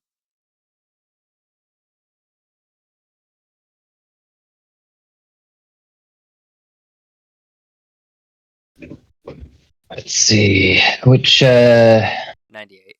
Which page is this? 98. Oh, it seems like we're gonna finish this, like part 1 of Alice in Wonderland today, for the looking glass, Oh yeah, nice. and then we'll start on the looking glass either next weekend or the weekend after next, depending on who all comes next weekend, if anybody comes. All right. Take off your hat, the king said to the Hatter. It isn't mine, said the Hatter. Stolen, the king exclaimed, turning to the jury, who instantly made a memorandum of the fact.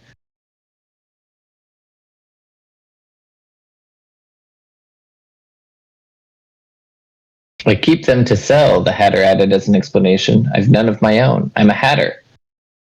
Here the queen put on her spectacles and began staring at the Hatter, who turned pale and fidgeted. Give your evidence, said the king.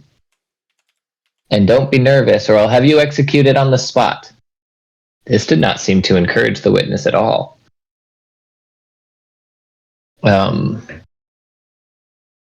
Shifting from one foot to the other, looking uneasily at the queen, and in his confusion he bit a large piece out of his teacup instead of the bread and butter. Just at this moment, Alice felt a very curious sensation which puzzled her a good deal until she made out what it was.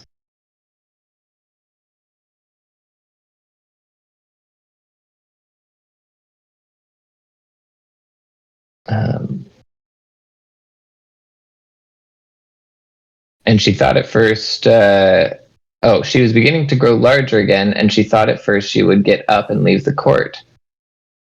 But on second thoughts, she decided to remain where she was, as long as there was room for her. I wish you wouldn't squeeze so, said the Dormouse, who was sitting next to her. I can hardly breathe. I can't help it, said Alice very meekly. I'm growing. You've no right to grow here, said the Dormouse. Don't talk nonsense, said Alice more boldly. You know you're growing too. Yes, but I grow at a reasonable pace, said the Dormouse.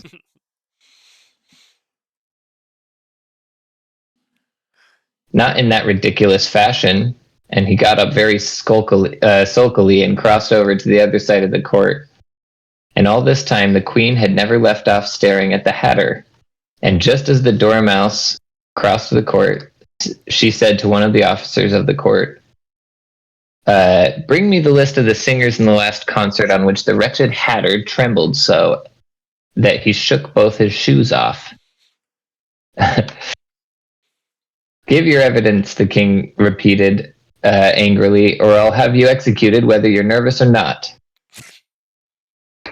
I'm a poor man, your majesty, the Hatter began in a trembling voice, and I hadn't begun my tea, not above a week or so, and with what the bread and butter getting so thin and the twinkling of the tea...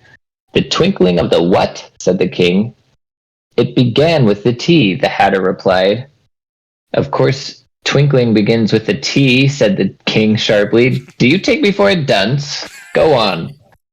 I'm a poor man, the Hatter went on, and most things twinkled after that. Only the March Hare said, I didn't, the March Hare interrupted in a great hurry. You did, said the Hatter. I deny it, said the March Hare.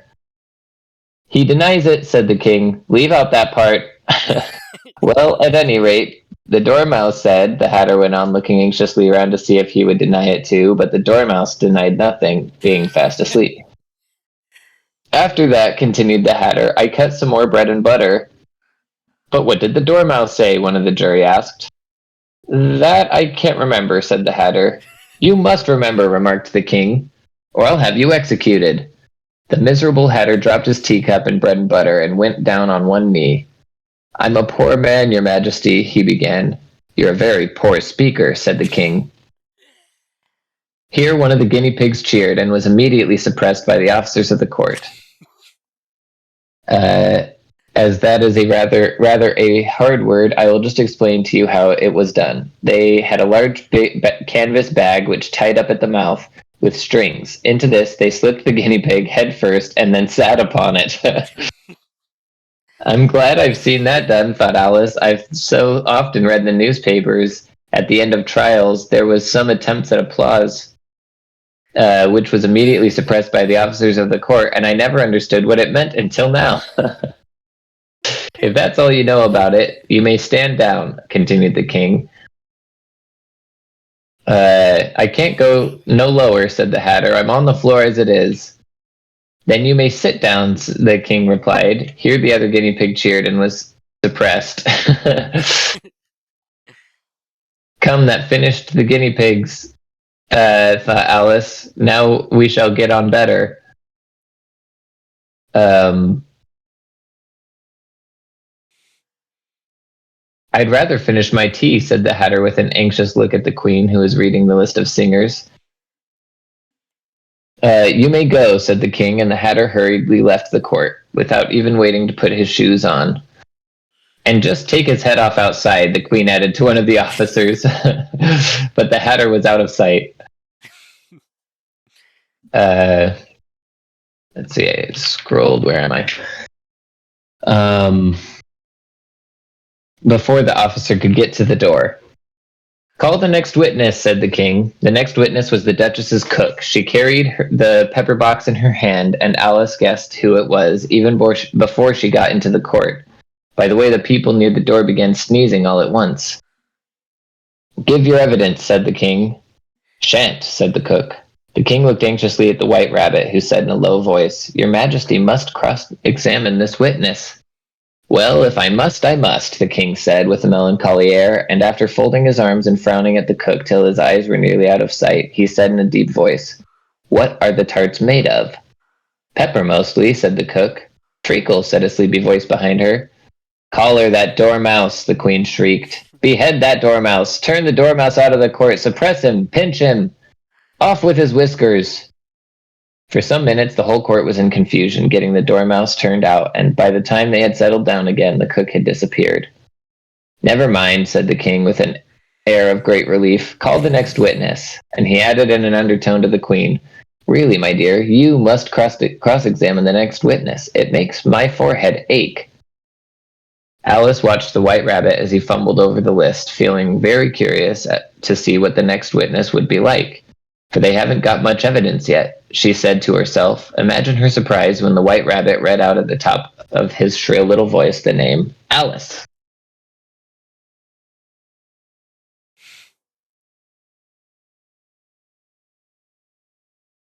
Yeah, you Is still that the got end? you still got this page. Okay. Here, cried Alice, quite forgetting, in the flurry of the moment, how large she had grown within the last few minutes. And she jumped up in such a hurry that she tipped over the jury box with the edge of her skirt, upsetting all the jurymen onto the heads of the crowd below. And there they lay sprawling about, reminding her very much of a globe of goldfish she had accidentally upset the week before. Oh, I beg your pardon, she exclaimed in a tone of great dismay, and began picking them up again as quickly as she could, for the accident of the goldfish kept running in her head, and she had a vague sort of idea that they must be collected at once and put back into the jury box, or they would die. The trial cannot proceed, said the king in a very grave voice, until all the jurymen are back in their proper places. All, he repeated, with great emphasis, looking hard at Alice as he said, do. Alice looked at the jury box and saw that in her haste she had put the lizard in head downwards. And the poor little thing was waving its tail about in a melancholy way, being quite unable to move. She soon got it out again and put it right. Not that it signifies much, she said to herself. I should think it would be quite as much use in the trial one way up as the other. It's kind of rude. Yeah. As soon as the jury had a little recovered from the shock of being upset, and their slates and pencils had been found and handed back to them, they set to work very diligently to write out a history of the accident, all except the lizard, who seemed too much overcome to do anything but sit with its mouth open, gazing up into the roof of the court. What do you know about this business? The king said to Alice. Nothing, said Alice. Nothing whatever? Persisted the king. Nothing whatever, said Alice. That's very important, said the king, turning to the jury. They were just beginning to write down on their slates when the white rabbit interrupted. Unimportant, your majesty means, of course. he said in a very respectful tone, frowning and making faces at him as he spoke. Unimportant, of course, is what I meant, the king hastily said, and went on to himself in an undertone. Important, unimportant, unimportant, important, as if he were trying which word sounded best. Some of the jury wrote down important and some unimportant. Alice could see this, as she was near enough to look over their slates. But it doesn't matter a bit, she thought to herself. At this, the king, who had been for some time busily writing in his notebook, cackled out, "Silence!" and read out from his book, "Rule 42. All persons more than a mile height to leave the court." Everybody looked at Alice. "I'm not a mile high," said Alice. "You are," said the king. "Nearly 2 miles high," added the queen. "Well, I shan't go at any rate," said Alice. "Besides, that's not a regular rule. You just invented it just now." "It's the oldest rule in the book," said the king. "Then it ought to be number 1, said Alice. The king turned pale and shut his notebook hastily. "Consider your verdict," he said to the jury in a low, trembling voice. "There is more evidence to come up yet, please your majesty," said the white rabbit, jumping up in a great hurry. "This paper has just been picked up. What's in it?" "I haven't opened it yet," said the white rabbit, "but it seems to be a letter, written by the prisoner to somebody." "It must have been that," said the king, "unless it was written to nobody, which isn't usual, as you know." "Who is it directed to?" said one of the jurymen. "It isn't directed at all. In fact, there's nothing written on the outside." He unfolded the paper as he spoke and added, "It isn't a letter after all. It's a set of verses." "Are they in the prisoner's handwriting?" asked another of the jurymen. "No, they're not," said the white rabbit. "And that's the queerest thing about it." They all looked puzzled. "He must have imitated somebody else's hand," said the king. The jury all brightened up again. "Please your majesty," said the knave, "I didn't write it, and they can't prove I did. There's no name signed at the end."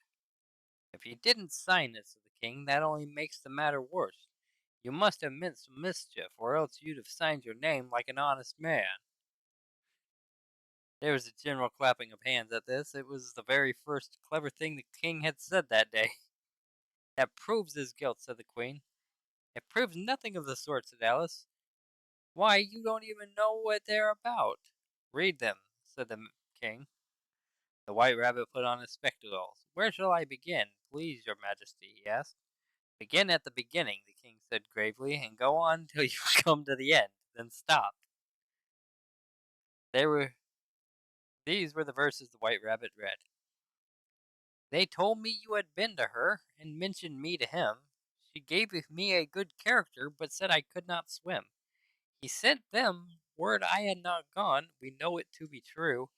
If she should push the matter on, what would become of you? I gave her 1, they gave him 2, you gave us 3 or more. They all returned from him to you, though they were mine before. If I or she should chance to be involved in this affair, he trusts to you to set them free exactly as they were. My notion was that you had been, before she had this fit, an obstacle that came between him, ourselves, and it. Don't let him know she liked them best, for this must ever be a secret kept from all the rest, between yourself and me." "That's the most important piece of evidence we've had yet," said the king, rubbing his hands. "So, now let the jury, if any one of them can explain it," said Alice. She had grown so large in the last few minutes that she wasn't a bit afraid of interrupting him.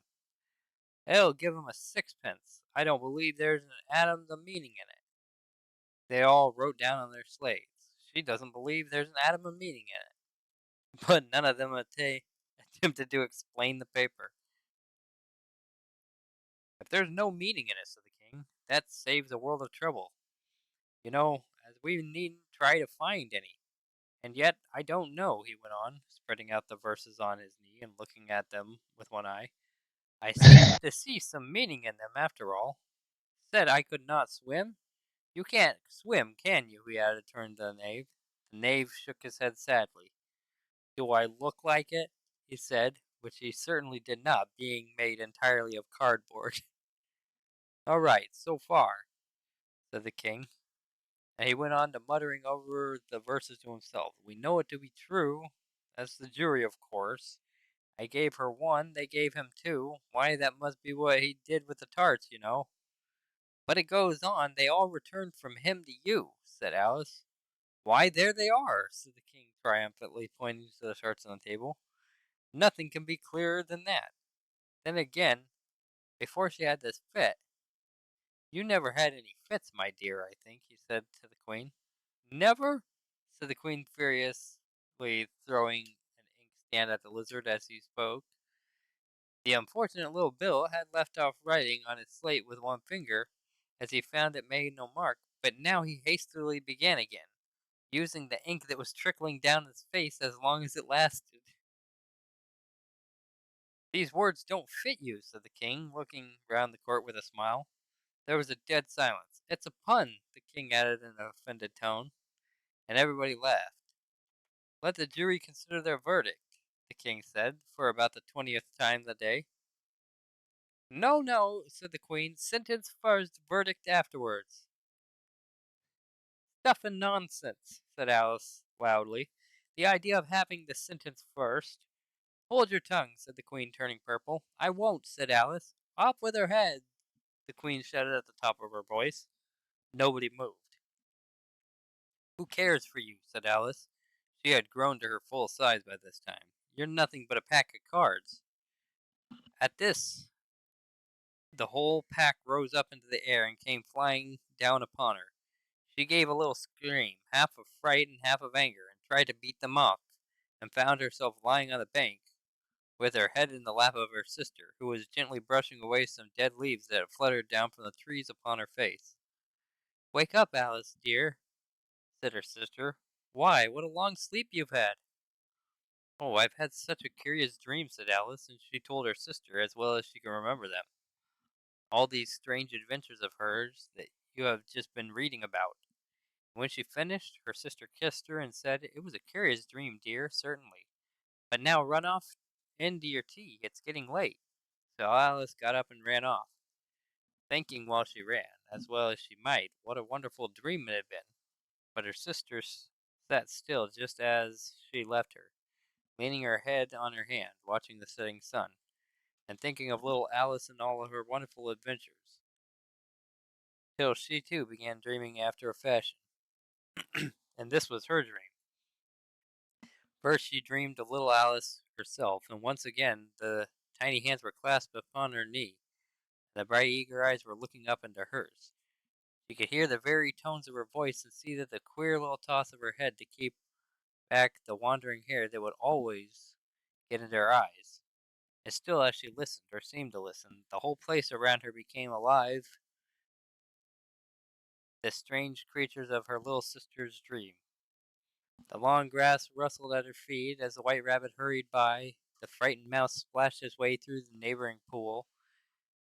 She could hear the rattle of the teacups as the March Hare and his friends shared their never-ending meal, and the shrill voice of the queen ordering off her unfortunate guest to execution. Once more the pig baby was sneezing on the Duchess's knee, while plates and dishes crashed around it. Once more the shriek of the griffin, the squeaking of the lizard's slate pencil, and the choking of the suppressed guinea pigs filled the air, mixed up with the distant sobs of the miserable mock turtle. So she sat on, with closed eyes, and half believed herself in Wonderland, though she knew she had but to open them again, and all would change to dull reality. The grass would be only rustling in the wind, and the pool rippling to the waving of the reeds. The rattling teacups would change to tinkling of sheep bells, and the queen's shrill cries to the voice of the shepherd boy. And the sneeze of the baby, the shriek of the griffin, and all the other queer noises would change, she knew, to the confused clamor of the busy farmyard, while the lowing of the cattle in the distance would take place in the mock turtle's heavy sobs. Lastly, she pictured herself how the same little sister of hers would, in the aftertime, be herself a grown woman, and how she would keep, through all her riper years, the simple and loving heart of her childhood, and how she would gather about her other children and make their eyes bright and eager with many a strange tale, perhaps even with the dream of Wonderland of long ago, and how she would feel with all her simple sorrows, find a pleasure in all her simple joys, remembering her own child life in the happy summer days.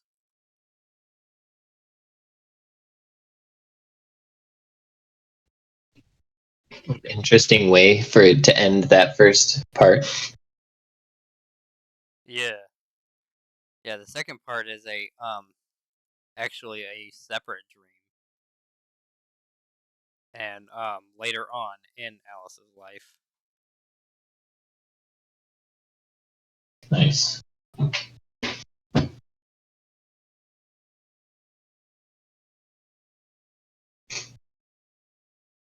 What's the second part called again?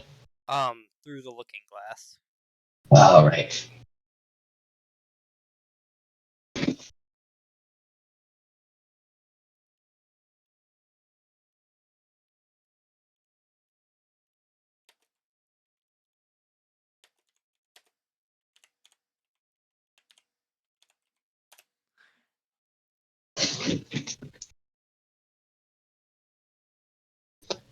All that with the mock turtle and the griffin were uh, very unexpected to me.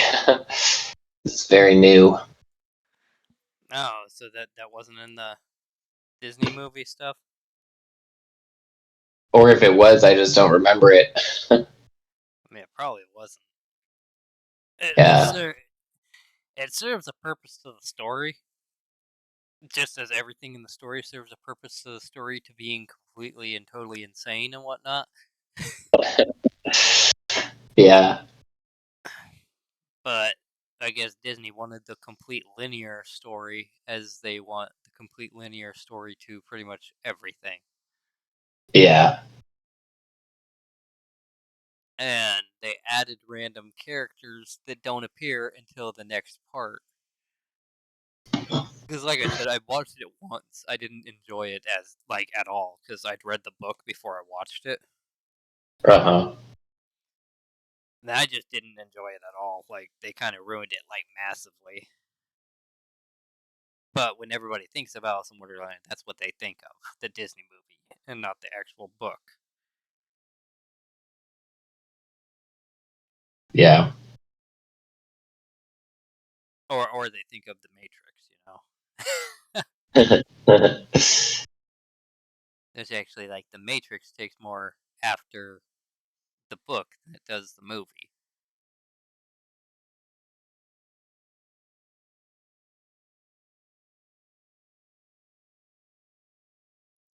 Yeah, they want something that'll sell. And this was a little bit scattered to be appealing to a lot of people, I think. Yeah, I enjoyed it a lot. Like this is one of my favorite books. Yeah. And Through the Looking Glass is actually, I think, a great deal better than the first part. But both of them together, kind of, you gotta read them together. Yeah. Like they can be read separately, but I think it's better read together. But when you start reading it, you gotta remember it's later in the future. She's already been through Wonderland, and uh, it's further along in time. Not too much further along, but it is further along. So she is depicted as older. Though it doesn't Yeah. exactly say what age she is.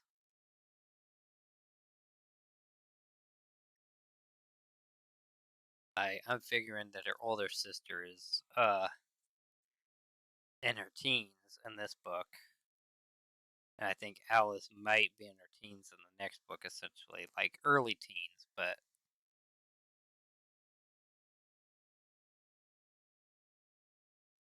it's kind of just like the mentality between, you know what I mean? Yeah.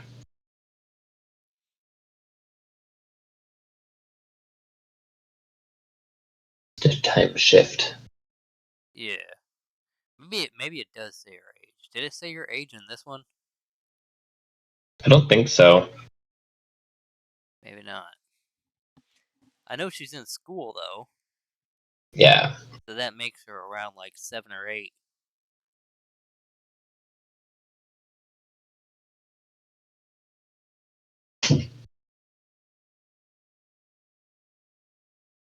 Yeah, probably something like that.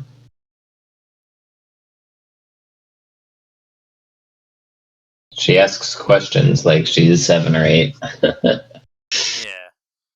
I mean, the next part is, I think she has just as many questions, but the next part is just as confusing and random as this one anyways. I mean, you'd probably be asking questions if there was a lot of random shit like that happening too.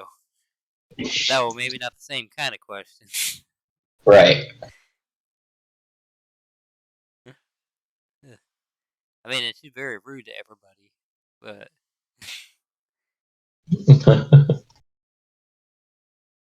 it's kind of like an unintentional rudeness. Yeah. But then again, everybody else is like rude to her, like extremely rude.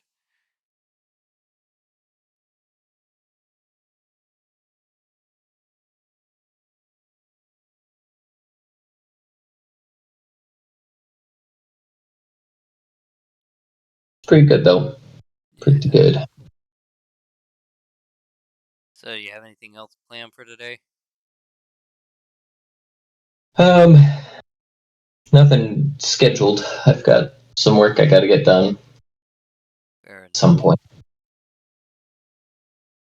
You up for Fortnite at any time? Sure, we could do a little bit right now if you want. Sure, why not? I'll sit here and change this over to capturing Fortnite. Everybody will be confused. They'll be like, wait, it's a book club. What's this Fortnite? And it'll be like, well, book club lasted a couple hours.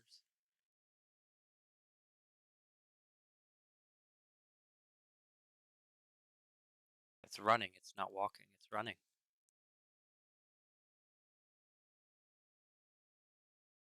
Hold on. Let me.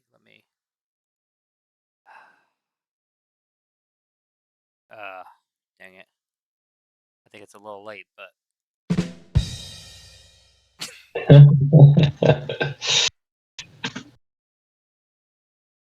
Yeah, just edit that couple second gap out in your mind. I wonder. I'm reading like some of these other ones. I haven't seen these ones yet, so like.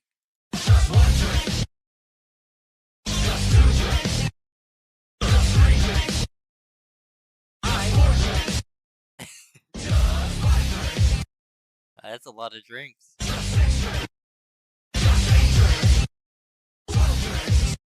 Wow.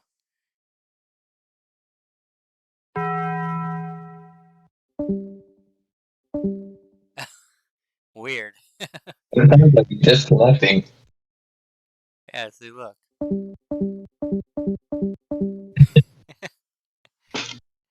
Oh. I was like, oh, wait. Like, I hit that, and I was like, oh, wait. You might have thought I left. Shut the fuck up! Wow. What is that from? I don't know. It sounded familiar, but I can't place the voice. No idea. Holy crap. I mean, they haven't really been saying anything in their server, but... Ooh. Wow, they have that too.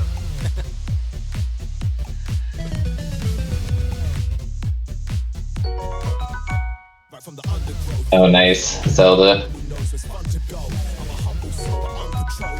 don't think that's Zelda. I think it's some other game, but...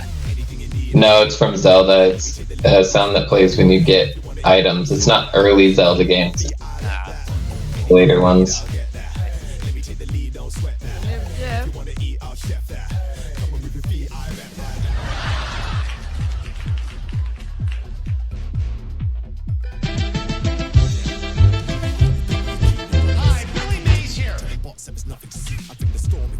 Weird.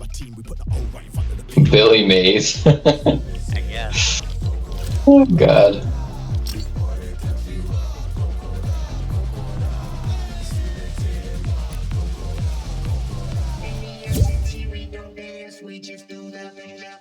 Wait, how are you all of a sudden in a battle royale? I had started one before you mentioned jumping on. Yeah, fair enough. I can still join your party. I believe. Here. Wait a minute. Let me request to join. Oh, never mind. You're in my party. I want to watch you. Alright. My teammate went somewhere else, so I will likely die quickly here. Oh, don't say that. You got a chance.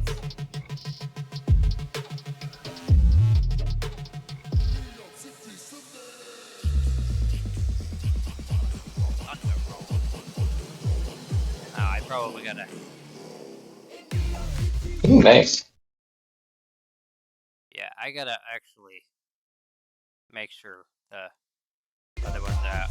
I think this is one that's not like copyright, honestly. But I gotta turn off the copyright sounds. Oh shit. Yeah. Place 38. Yep. Well, that was quick, I guess.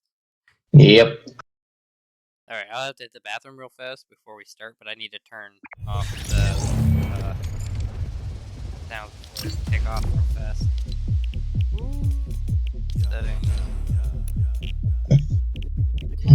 Let me show you what a dub is. But I'm cold-blooded. Go with the most love is dropping with the squad does it. Look like you can stop my skill, chop my Okay, bill. so this is obviously not the one that needs muted, but I'll be right back. Alright.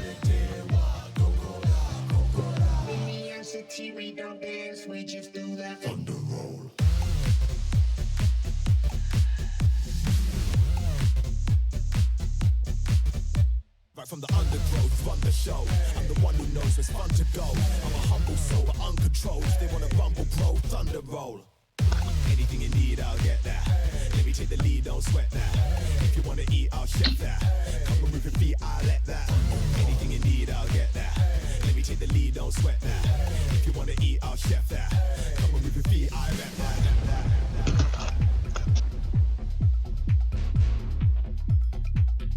Yeah. I hold the W key, we're running the scene. They're coming to me, but tell them bots there's nothing to see. I bring the storm if they swarm. Don't be touching my team, we put the O right in front of the P.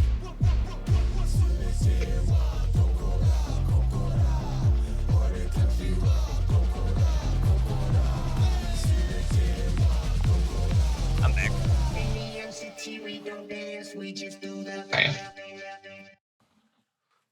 Thunder roll.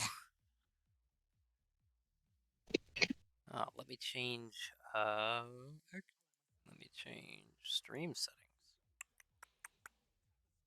Oh, game Fortnite now, I guess.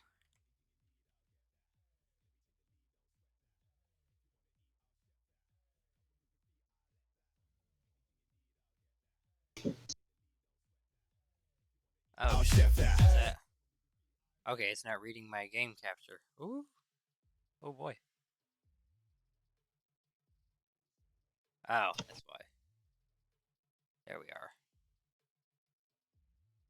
There we are.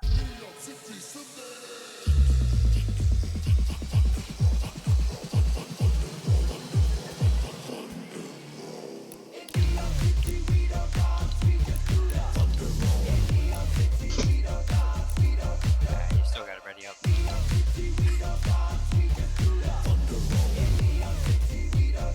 You're probably gonna hear me twice, aren't you? Nah, I muted you. Oh, okay.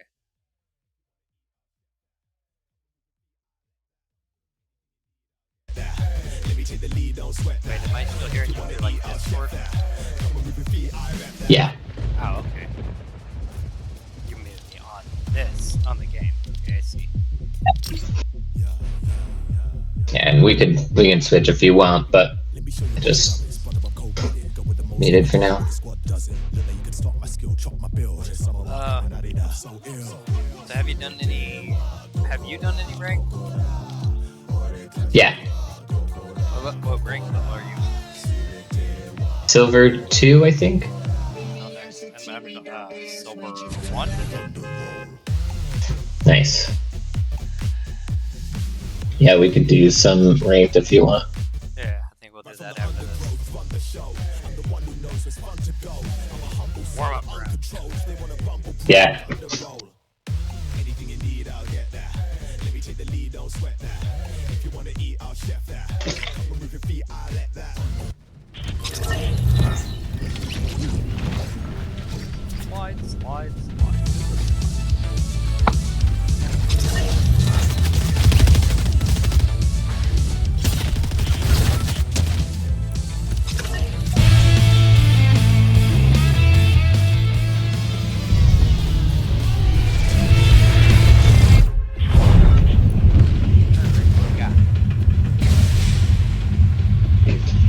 Let's see. I've been doing pretty decent over here. Alright, let's do it.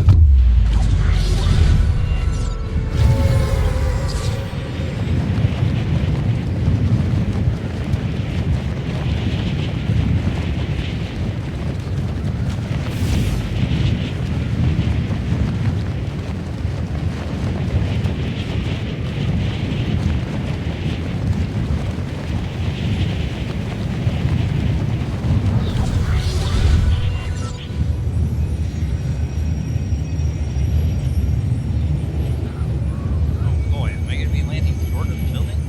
Oh no. That's not cool. Oh, I'm landing in a field. I timed it wrong. Darn.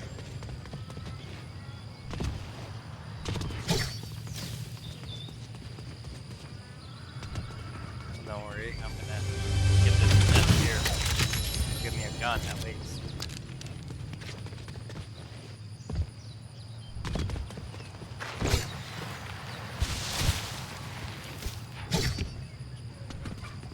Yeah, I've been getting a lot of kills with the lock-on pistol. Nice.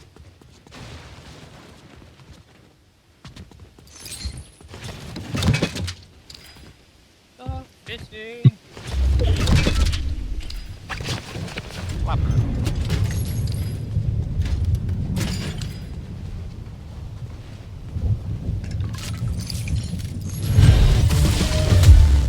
I leveled up. That fish, this potion.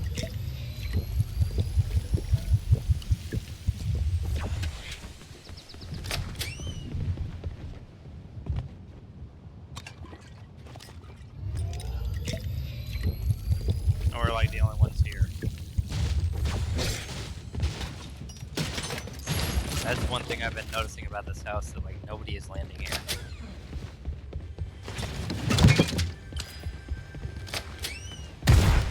Oops. Well, now they're like, That's- come here.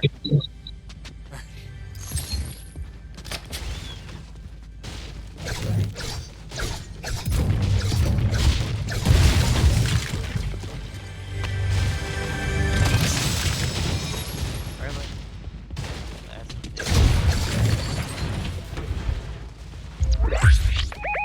Oh, sorry, my bad.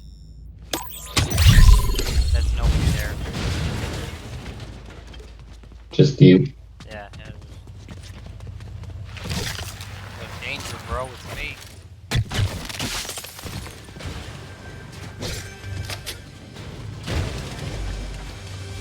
Hi, Jeff. You got another submachine gun? I've only run into submachine guns, wow.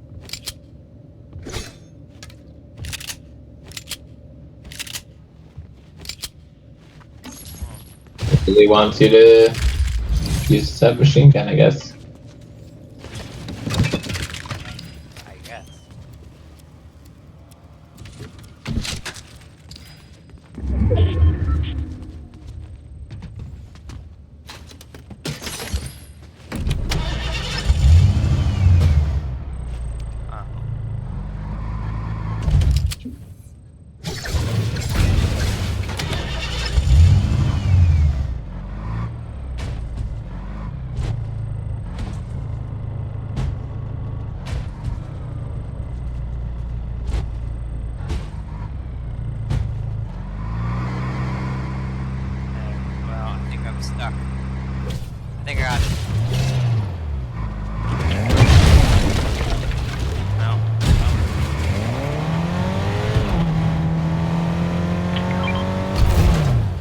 Why is it showing the key thing? Do I have a key? I have a key. But all I can get that's good is The gold SMG. shotgun. Or yeah, gold SMG, which I one way to use an SMG. I'm gonna go find it.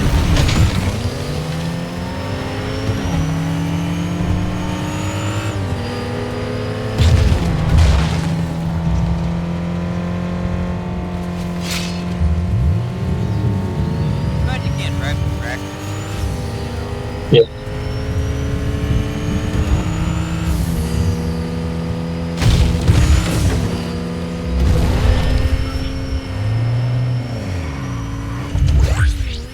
Oh, I'm gonna look in this house.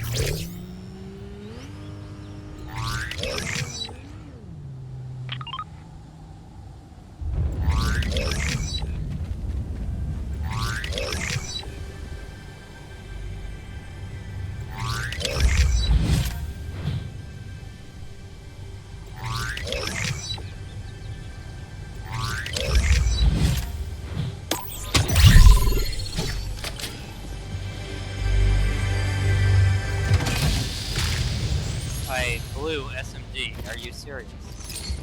Hey, I found a blue assault rifle, but like SMG, SMG, SMG.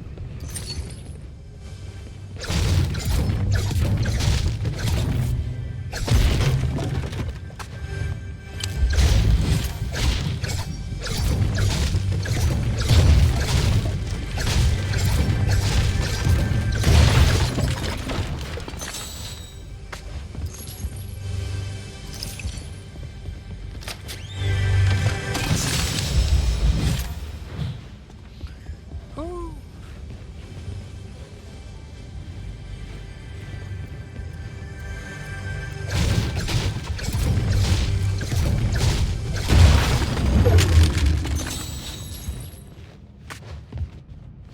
There's a lock on. Ooh, look out. Oh, you're like a long way away.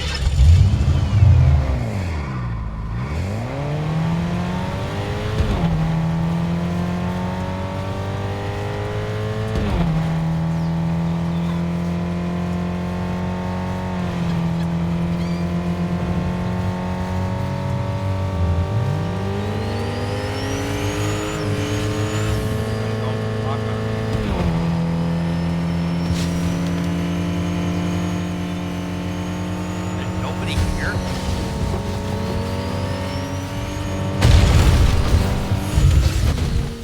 Woo! We have this close.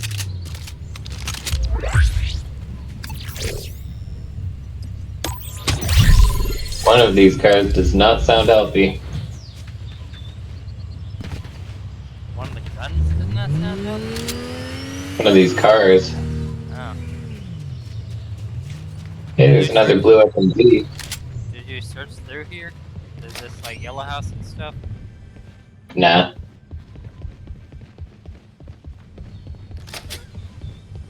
Why is nobody here? It's just confusing why nobody would land at Princeton Fields. There's only 37 people left. Yeah, I know.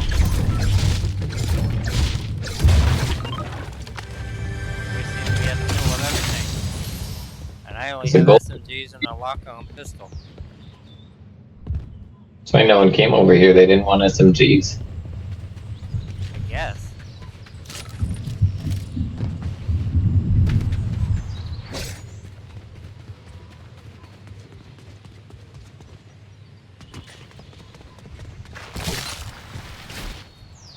Sweet, I got legendary on the cache.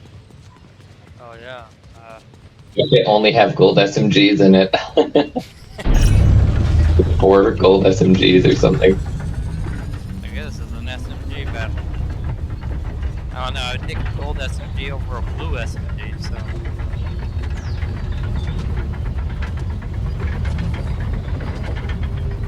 Well, if there is one, you can have it, because I've already got a gold SMG.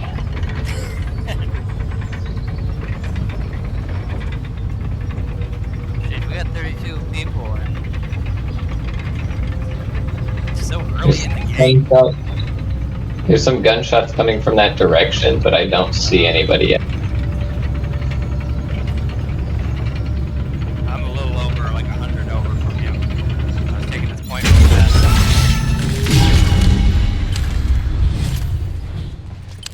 Alright, I'm gonna hit it to you because there should be some slap. Someone here.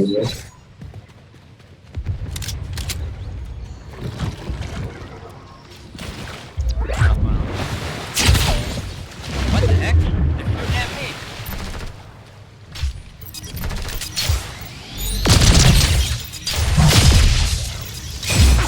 Okay, knocked him down. Where's the cache at? Up the hill. Ah, there. Let's see. Damn, bro. Oh, hey, gold SMG. You were right. And now I gotta frickin'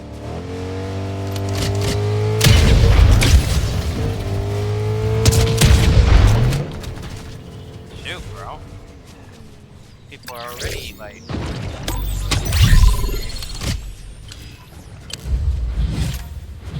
Dang, I gotta drink one of these slap juices. Jeez, bro. That guy just hit me with a car twice. Like, why? Did you take 3 slap juices? Because I only got 1. I have 1 slap juice now. I only had 2 slap juices. Weird. Maybe you accidentally drank one of your slap juices.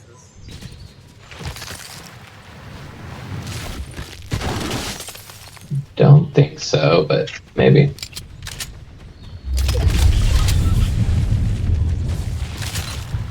I'm gonna go over here to where people are fighting. I don't have any movement kind of things because the only ODM gear we found was the one you picked up. Mobility. Okay, we got gunshots coming from that direction. Oh, I see him now. Over that way.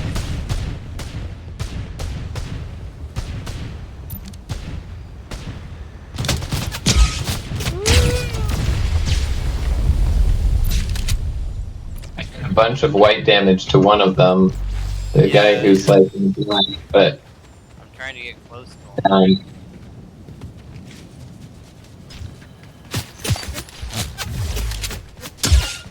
Oh shit. They're shooting at me specifically. Oh my goodness. Somebody's taking off in a freaking truck. I cannot see them. Oh shit, they're driving the truck. Shit, this guy's gonna kill me. Dang it.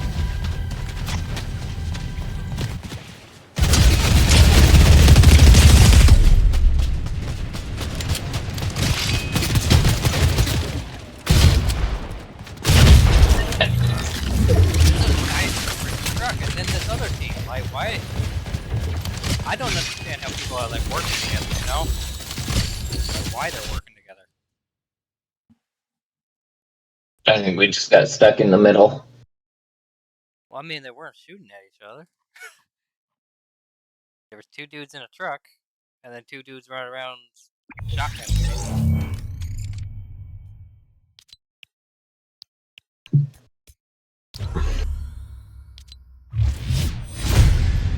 Season 0. Yeah, I'm silver 1, 68% silver 2. This will put us against similar matching people. Yeah. What is your career level? Just curious.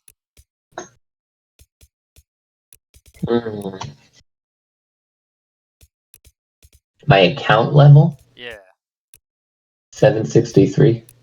Dang. Mine's only 256. Oh. I don't know how it calculates that though. So every time you gain a level, your career level goes up.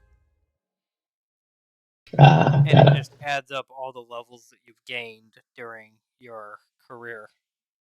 Like any season, yeah. Yeah. As you can see, I played a little bit during other seasons, like maybe enough to get like 50 levels in total.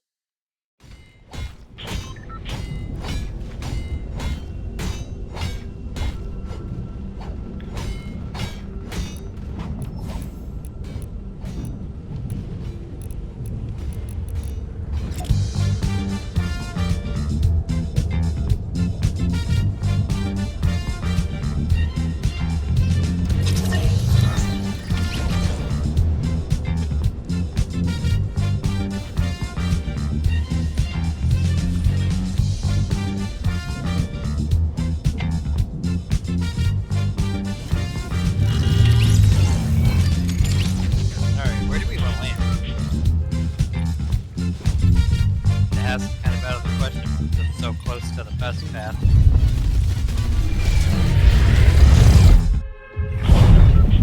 My suggestion would be over here. Sure. So kind of jumping right off the bat. Eliminate opponents with shotguns or pistols. I have to damage opponents with shotguns or pistols. Well, I guess you and I are running shotguns and pistols.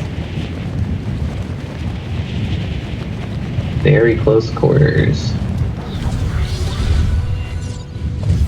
You see anybody else? You're a little higher than I am. Nope. Don't see anyone with it. Oh, there's one. But he looks like he's going past here.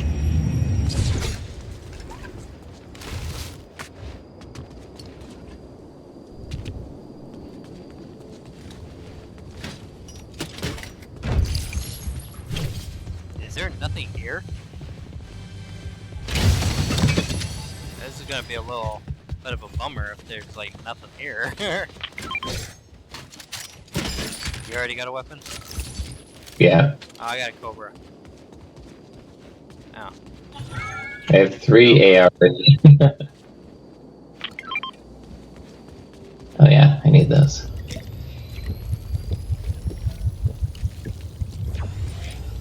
Should...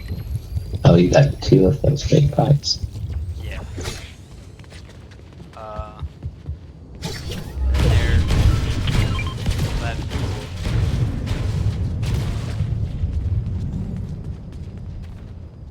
Okay, well this was kind of a pointless place to land. I thought there would be more.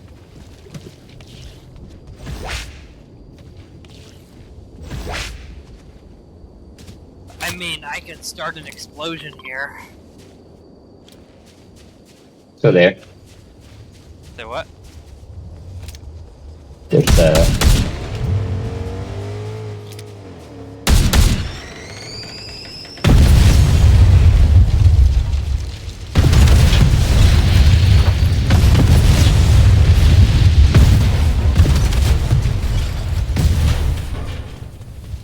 Ah.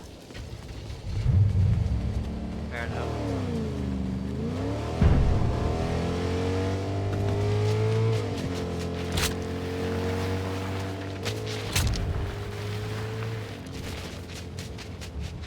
I go to the southwest. There's shooting over here somewhere. Oh, nope, my bad, my bad. Ignore that. Well, I got a green pistol and that's about it. Of the pistols and shotguns, so let's do this. Oh yeah, I need to get a pistol, don't I? I have some. I've seen so many ARs this time. Are you good with ARs? I'm alright, but I just haven't seen any pistols or shotguns.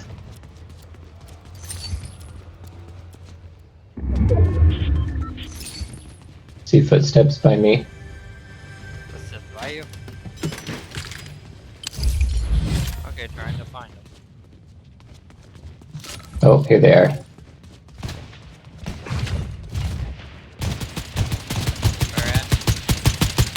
on top of the building.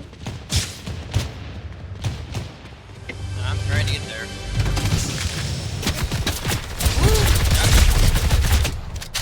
Where they at? Down?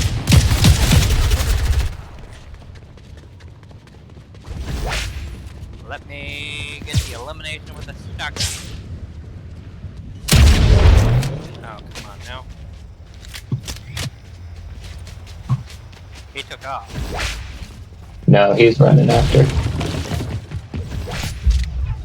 Is he down there with you? Somewhere. Yeah. Or he might have just jumped off the flying pad or whatever. That's what I'm saying. I think he took off.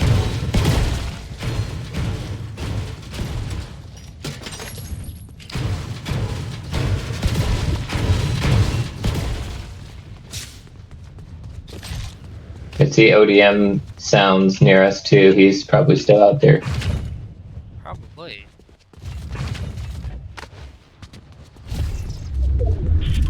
I found an ODM now.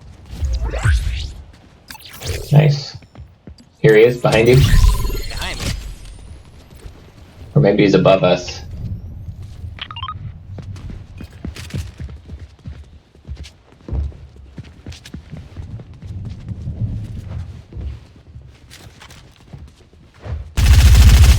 Is he above?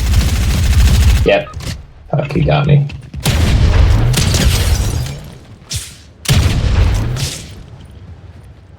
What a bitch.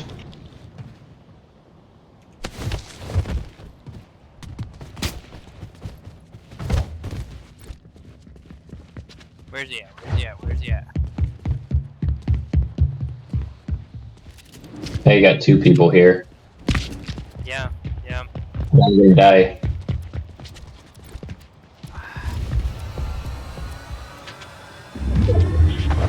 Shit.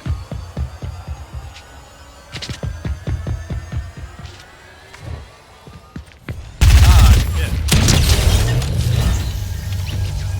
Nice. Damn. Hey, pick up the Spider-Man shooter.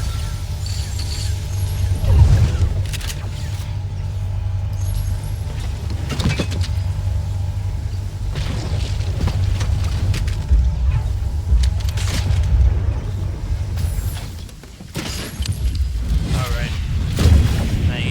Oh yeah, hit the thing. Jump pad. Yeah. I'm gonna shield up really quick. Alright.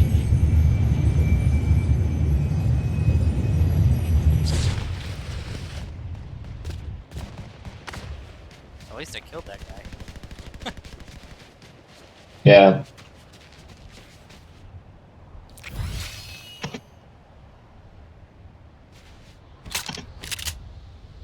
Shoot, I dropped my shotgun somewhere. Dang, bummer. Now I have a purple SMG though. I mean, I guess I'm not at a loss. At a complete loss. Be careful because I think there's things in this house. Or people in this house, I should say. Sorry. People aren't things.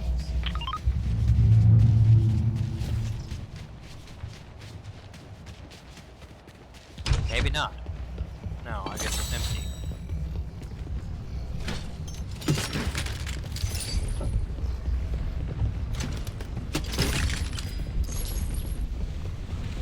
There's some gunshots off to the east. But I have bush warrior, so I'm looking for a bush to hide in so I can heal up a little. Alright, we should move in further then.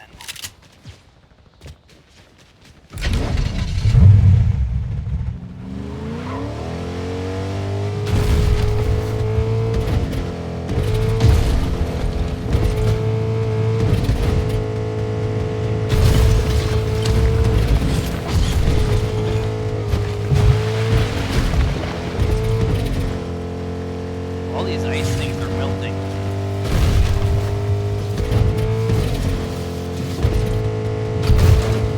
Did you start that? Yeah. Fair enough. That's gonna be overrun by people pretty shortly. Sometimes people just don't watch it at all.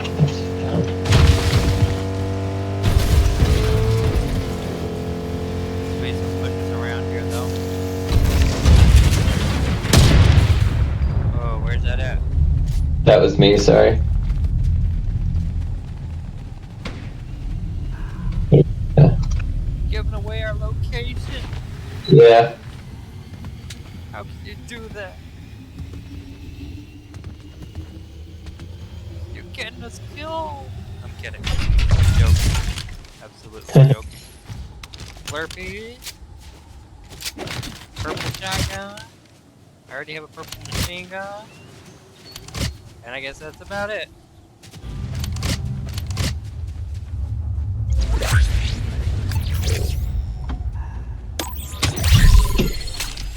Alright, swap those. Too bad you can't drive these tractors, you know?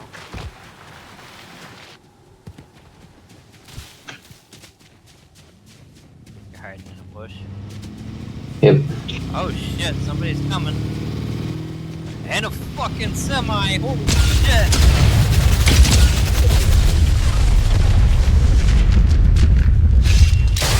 Come on, I could have sniped that guy. Hey, I think we should move on. Just ignore these people swing out of there. Like, web sling out of there. Oops. Dumb thing. It hit my wrong button. Shit.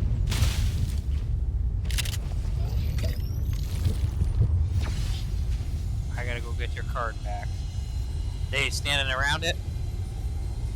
Oh wait, you're blood. Yeah.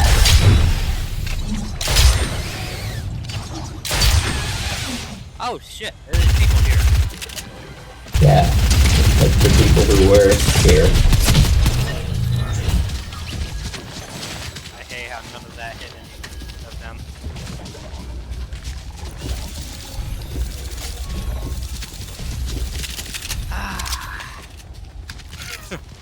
What a bummer. Yeah. Hey, we got up a little bit. Yeah. Next match starting in 1, 0. Finding next match. Probably only do 1 or 2 more before I gotta go. Alright. Maybe we can win one of these. Yeah. Well, these guys are kind of just there. So I take it people are now using just trucks now? This is confusing me. It confuses me how people like shift their gameplay thinking like very quickly, making it hard to figure out like what most people are doing at the time. Yeah. Like I'm sitting there killing people with lock-on pistols, but then all of a sudden they start driving trucks and stuff and just shotgunning out of trucks, and it's like what? And I really can't hit them with the lock-on pistol when they're shotgunning.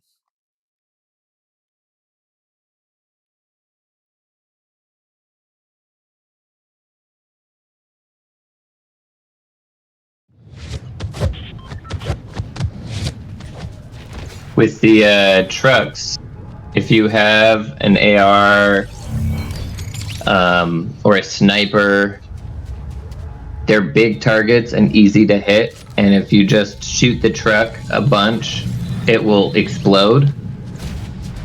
And force them out will do damage to them.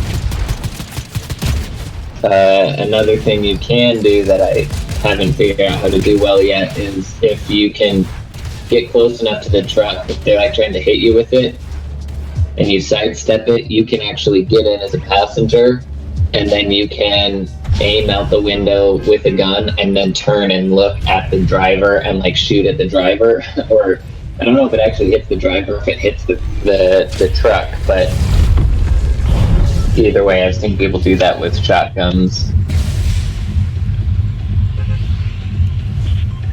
When they hit shattered slabs. Sure. Shit. Oops. My bad. I now have to damage opponents with SMGs or sniper rifles. And now we're only getting at pistols.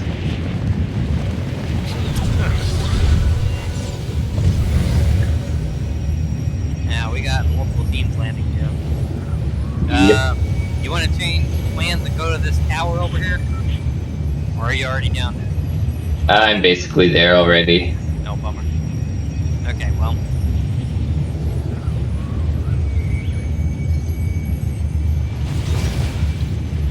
May the odds be forever in your favor.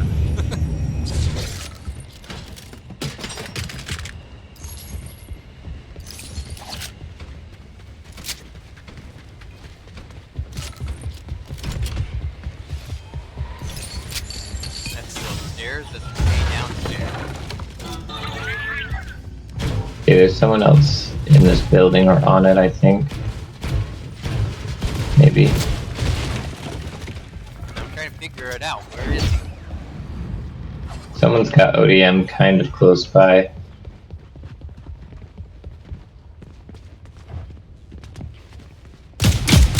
No. Shoot.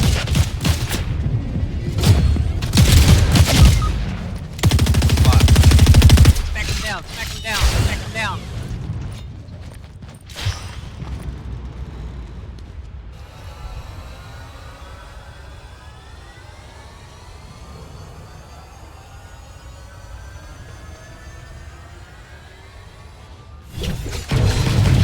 Don't hit the gas can. That would be fun.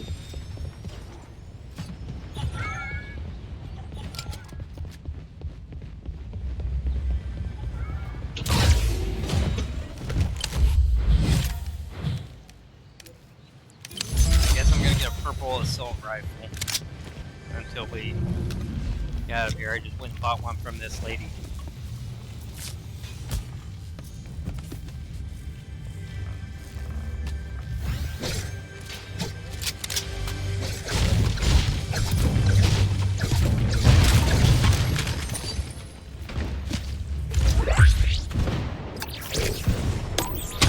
Damn it, he's got me.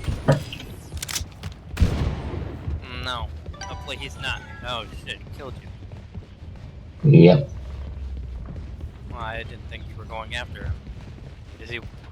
Came after me. Jeez. I don't have shields.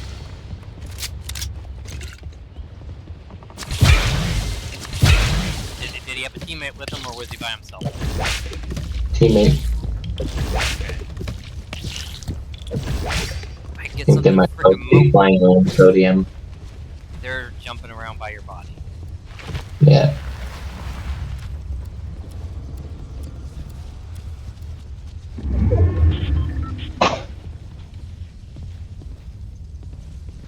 Hold on, I'm gonna do a JP here and wait for the storm cloud to come in.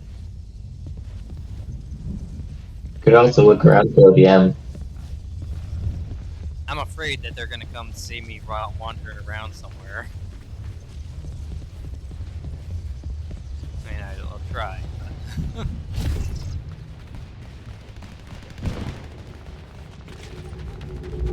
okay, that actually sounds promising. Somebody's gonna be dead.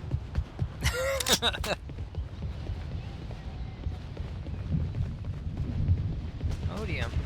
Oh shit, this place is all tapped out.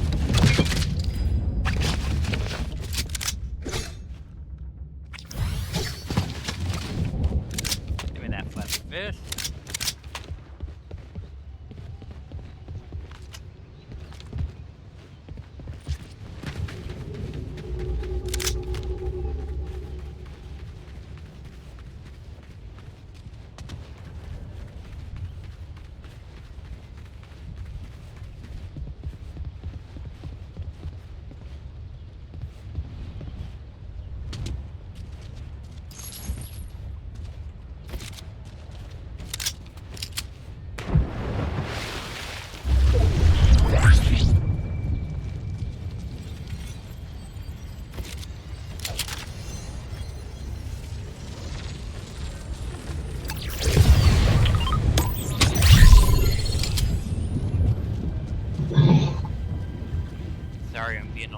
cautious here. Oh shit, they see me.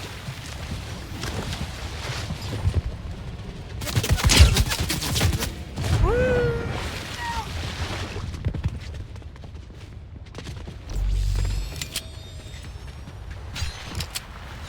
Shit, they have ODM gear. Yep. Dang it. Slide, slide, slide, slide. Get out of here.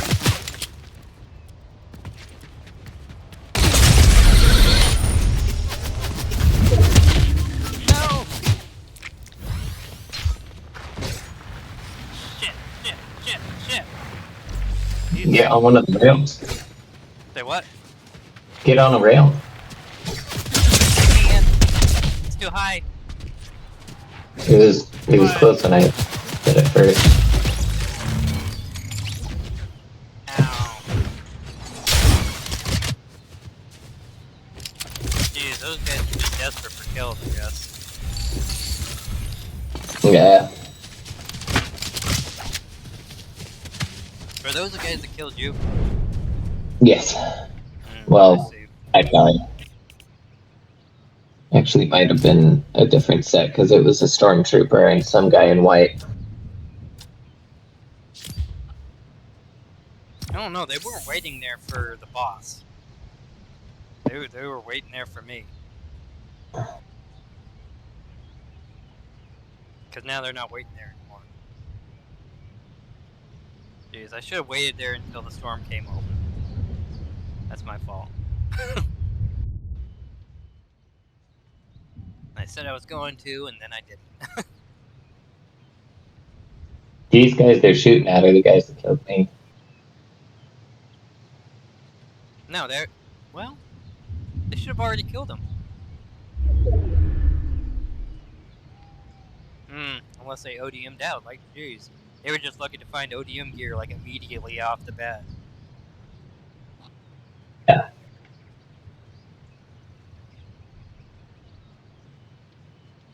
I think that's the annoying part, when, like, you're thrown into a zone and then you got, like, no mobility and everybody else is flying around. Like, cause both of those guys had ODM gears. The ones Yeah. chasing me. Like, that's a little disappointing there.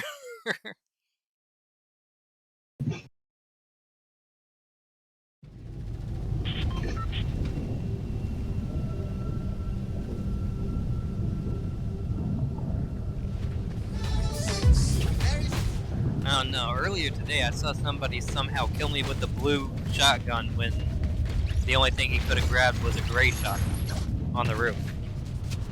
So I don't know what happened there either. It was confusing.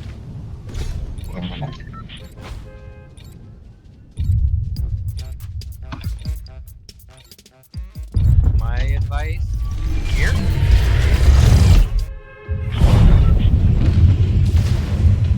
Unless you have another place you want to go. Be down with that or brutal. Brutal? Yeah. Alright, we'll go brutal then. There's gonna be a lot of people here though.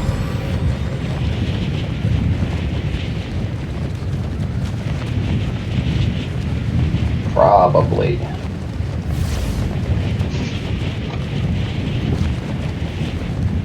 But hopefully more here than at that gas station. Oh, more people here than at the gas station? No, more gear here than at the gas station. I don't know, the gas station usually rounds you out for like a beginning set. Oh shit, I didn't even land at the castle. Fuck. I'm already behind.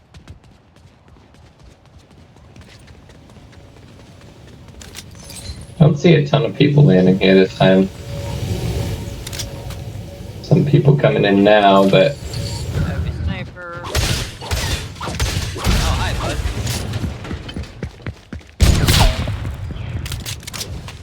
Yeah, sorry, bud. Yeah, sorry, bud.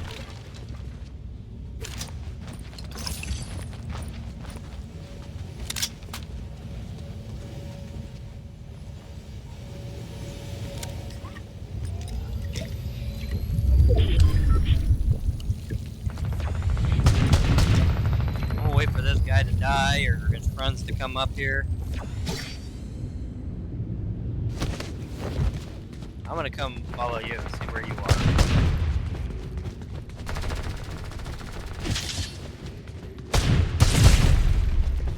Don't kill this guy, let me get him.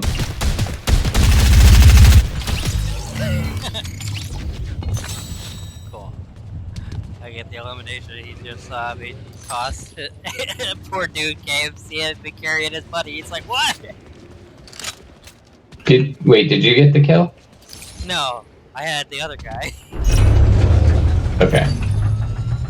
Yeah, I thought you said you got the kill, and I was like, wait, I thought Nah, this I gotta did get say a it. shotgun or pistol right now. I got one kill, you got the other kill. Nice. This poor guy, he Yeah. didn't even turn around as I was shooting him in the back. Yeah, I just had to get an assault rifle kill, so.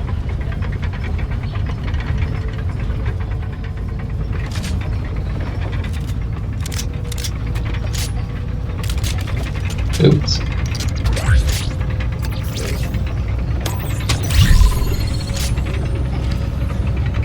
I got the pistol or shotgun. We have this. No, it's just a blue shotgun. Yeah, I'd rather have blue one. There's someone right back here. Actually, there's a couple of people here. Yeah, but I can eliminate this guy with the shotgun here. Can I get the elimination? Oh, dang. Oh, whoops.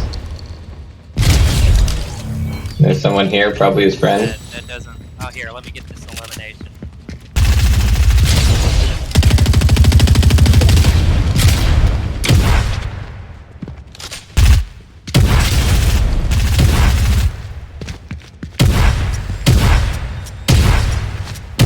Oh, shit. Never mind here. I ran out of ammo. For my shotgun. That sucks. Sitting there trying to get that, and dude keeps shooting at me. I have shotgun ammo now. Hey.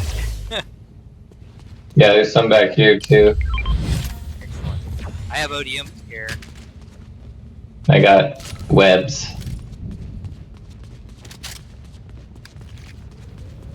And if we could take out the boss to Somebody's try over and go here. forward. There, somebody's climbing up there.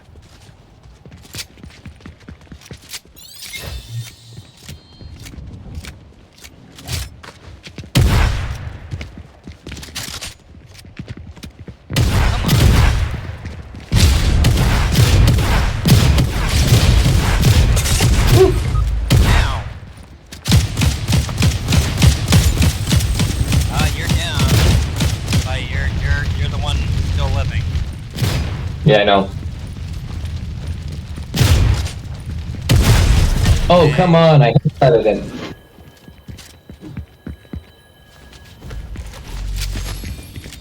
I mean, I only had a green shotgun, but still. Thought it'd do more than that.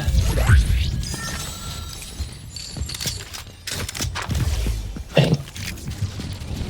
I guess that's why I like combat shotgun rather than Maven shotgun.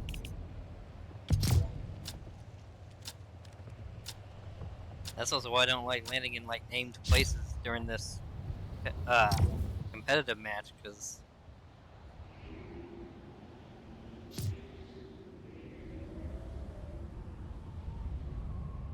Even so, though, that was a rather short match, and we went up in rank because we got 4 kills as a team.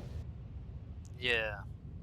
So I'm guessing you get more for however much more kills you make, but you also get a higher rating though if you win though. Ah shit, Yeah. there's a combat shotgun right there. Man, I wish I would have found that first. Yeah, you definitely get more for a win, but wins are more rare and take a lot more time to get to, so. Now if I could only find like a lock-on pistol during these ranked matches, you know? Yeah. Find those a lot more at named locations.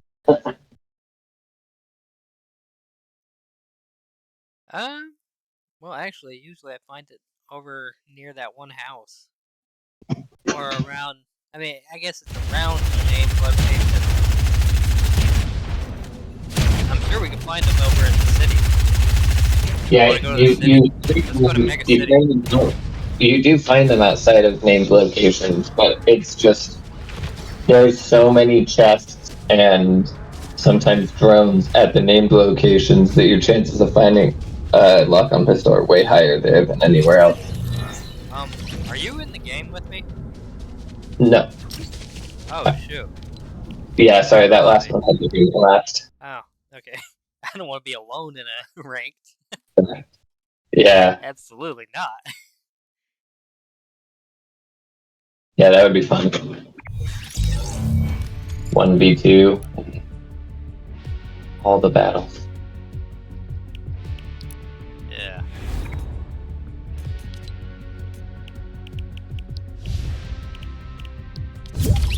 Alright, well. Catch you later. I'll probably be AFK for a while this week because I'm going out for that trip. Yeah. I'm probably gonna be okay a lot this week too, because I'm gonna be working an extra day to help my parents out a little bit. Nice. I told them I'm only giving them for that day. But I'm gonna see if I have anybody else online. Alright, see ya. Catch you later.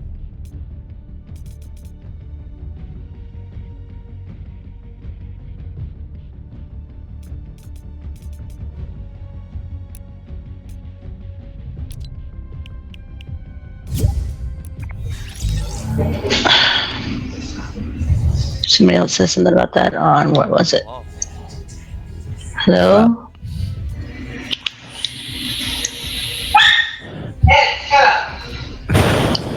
Yeah, Teddy, shut up.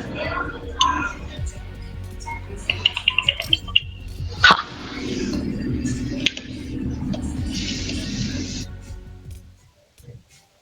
My legs are not attached to my body. yeah, I have that one too. That's freaky looking, man. Change that shit. My arms aren't attached either. Change that shit, man. I'm weirded Oh out, my dude. God. I can't play I just with worked you. hard to earn them. I can't play with that. That's too creepy. Whatever. Wiener schnitzel. I don't know if I'm gonna have time. I'm ready. You don't have to change it. I was just fucking with you.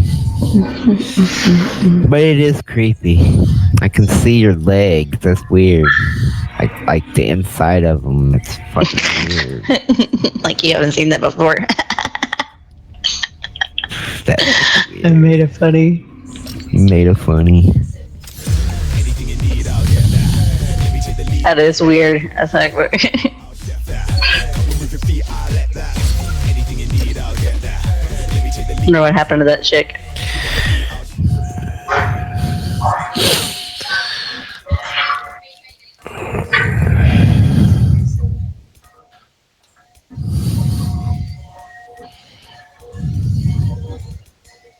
Oh, the ranked is off. Yeah, they changed it Oh, because again. Now, duos. yeah, they changed it again. They changed it from fucking being able to do all of it to back to just duos. Fucking bullshit. You can do ranked and build mode though.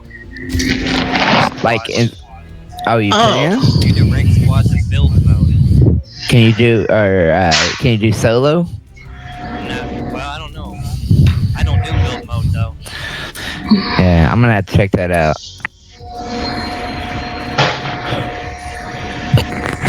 Do you want to do it or no? No. Okay. No. I don't like build mode. Doesn't bother me. I sure as heck wouldn't want ranked build mode. I don't have an issue unless I actually meet up with a team that actually knows how to build.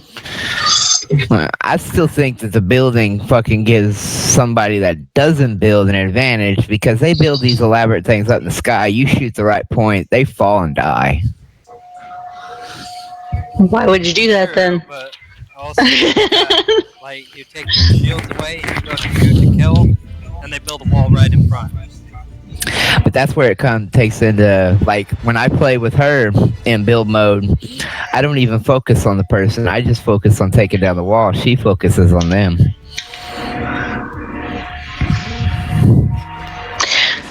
I think the kids have been playing my game because there's a new character in here.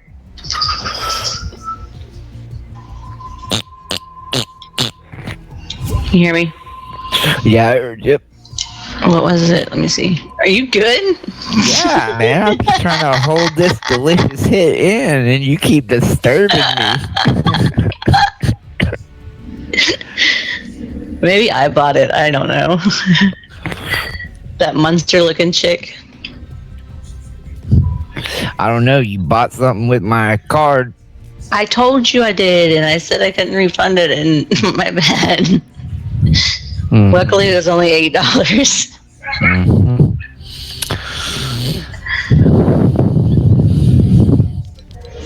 You want me to buy you something? I'll buy you something better. Right. Yeah, with my card.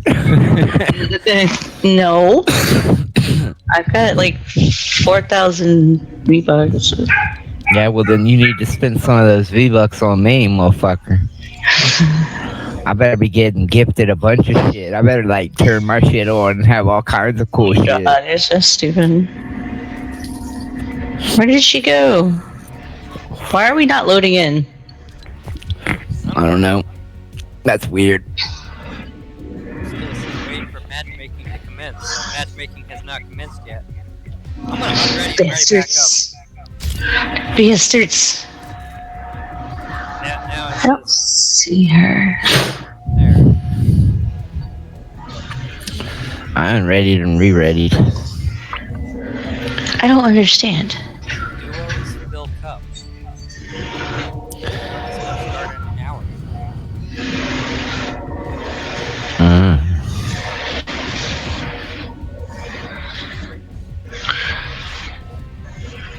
Maybe I don't have her yet. Maybe it's just getting stuff for her.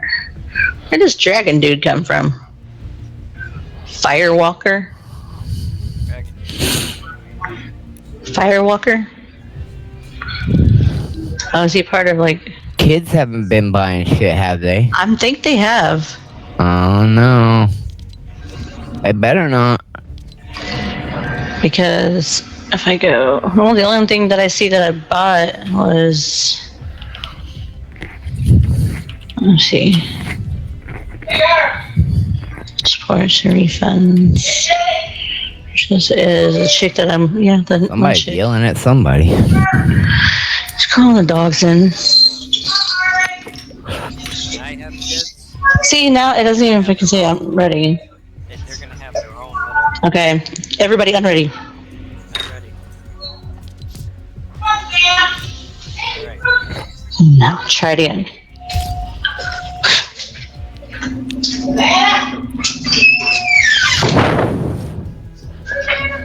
Pudding, such a good cute cat. Finally finding a match.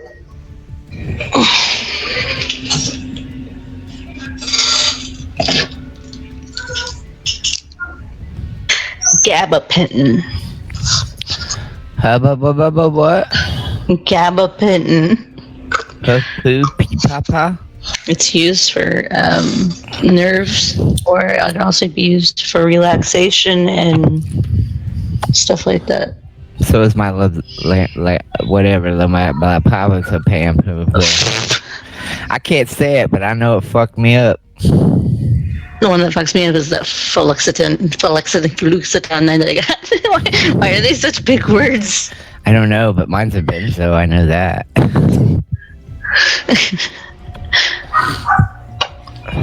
Librium. That's the shit I was talking about. Librium. Librium will fuck you up. Yeah. Used to take lithium.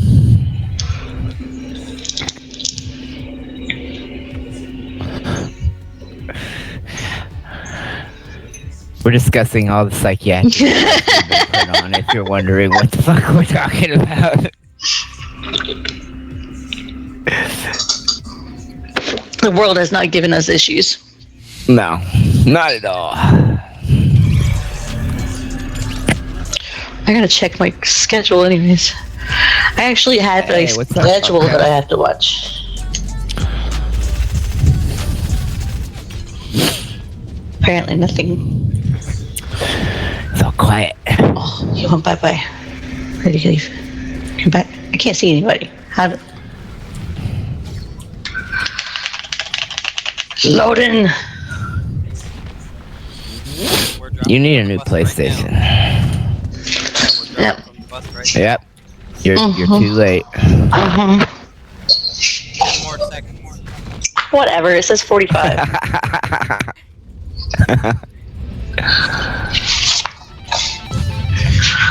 Sake. Oh.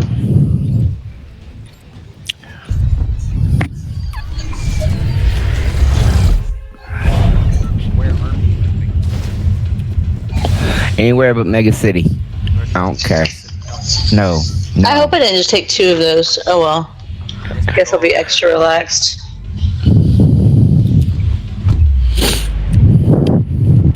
I would rather do in the middle of nowhere than Mega City.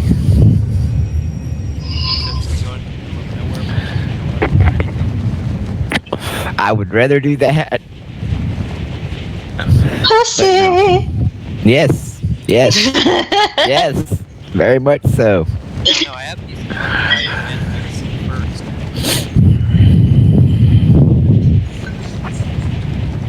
I'm going for the fucking bot. Right over The boot.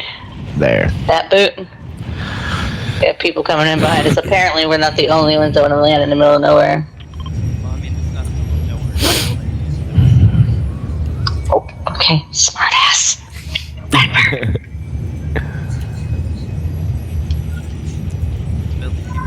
I got people with me. Yes, I fucking do.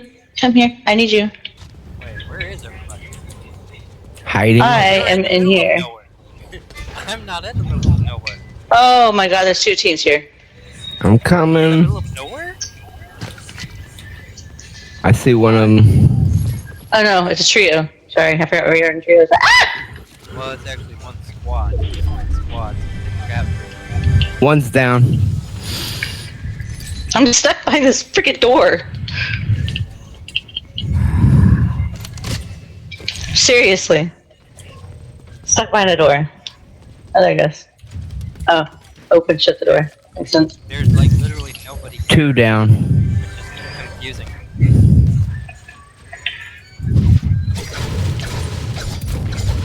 Somebody shoot the bot. No, I got the bot and I killed the other 2, and there's another one up here with you. He's on the roof.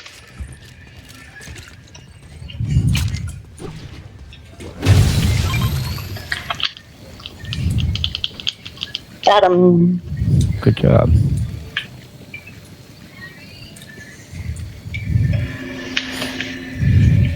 Now let's find our teammate. Yeah, I'm over here in the building, but nobody landed. Like, the other team didn't even land. Well, we killed them, so here we go. They took your cue to go land in the middle of nowhere for no reason. Wait, am I going the wrong direction? Shit. I think that's why we got them. They're like, we're in nowhere. Yeah, we found the weapons first. Whee! Yeah, so now we gotta get all these weapons on the top of these systems and stuff. Oh my god, I had an exotic and I fucked it up. I know, that's just wrong. Wait, it sounded bad too. He plays with Seraphim, he's heard worse.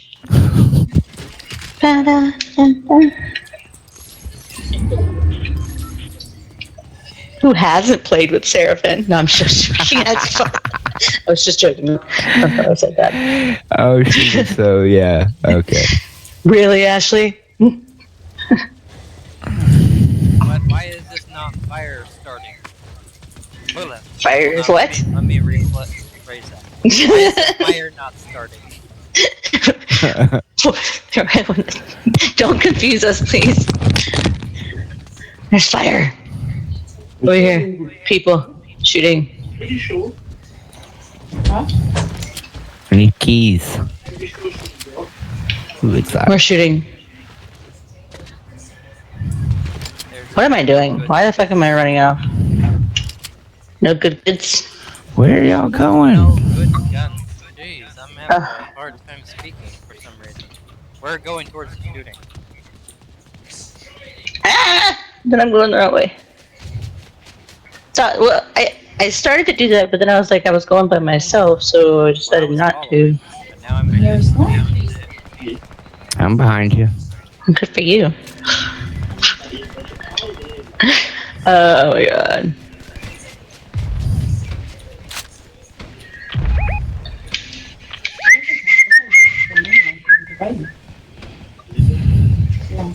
I don't see anybody though. Bummer. I think They're over there. Hey, yeah. They're on that. There. Whoa. Skirt me. Hit him. Yeah. There. He's down. Knocked him down. What is it? What is it? What is it?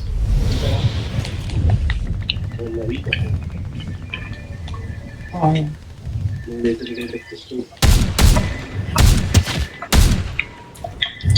Oh, that's me. Now he's dead. Now he's dead.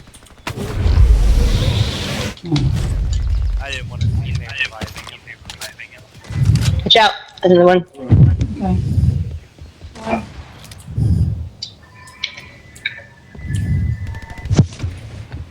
Get out of there. Get out of there.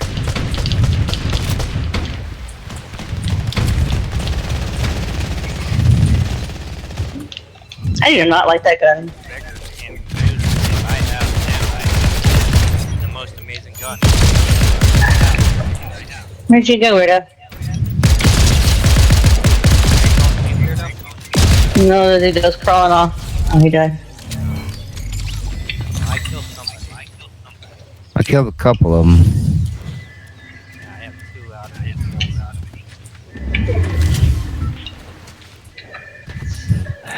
Miss Chris over here stealing all the kills. I'm not doing nothing. Uh-huh. As long as they die. Uh-huh. As usual.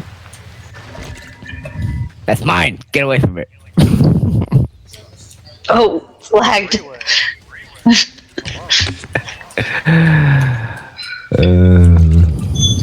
Ha. Bye, Freeway. Freeway sounds like three-way. That's funny. Yeah, I guess I'm gonna go get off on the freeway. You want that? Hey, who the hell? Oh, we got somebody down here. Tell you if he was, bro. Over here. See how easily I'm convinced.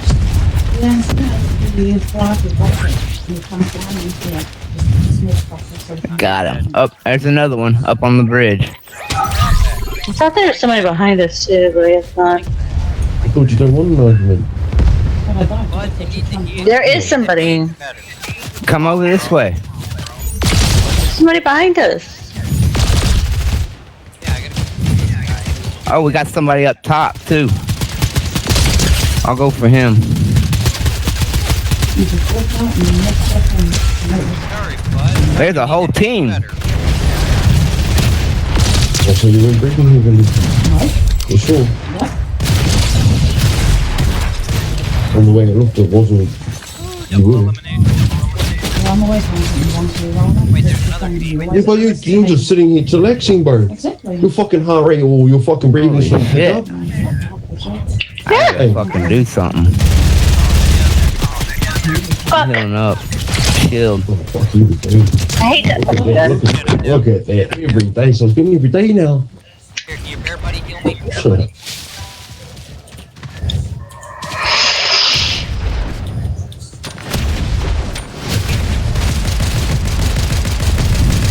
Damn it! There was a bunch of them. Bunch of. Shit. I know, Oh, I'm gonna go back. Turn to lobby or ready up? Yeah. Yeah, go back to Somebody lobby. in there. Hello, someone in the lobby. Perfume. How are you? Do you know how long it's been since I wore perfume? But over a week, almost 2. In a week. Hold on, I'll be right back.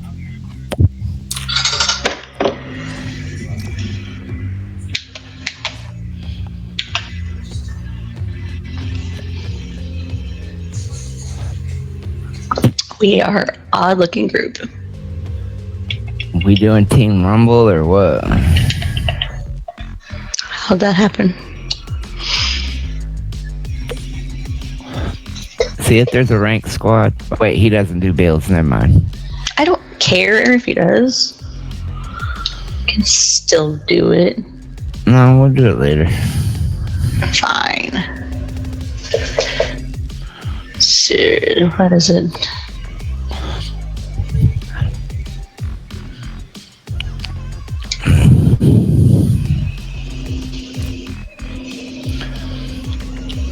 Okay, did it.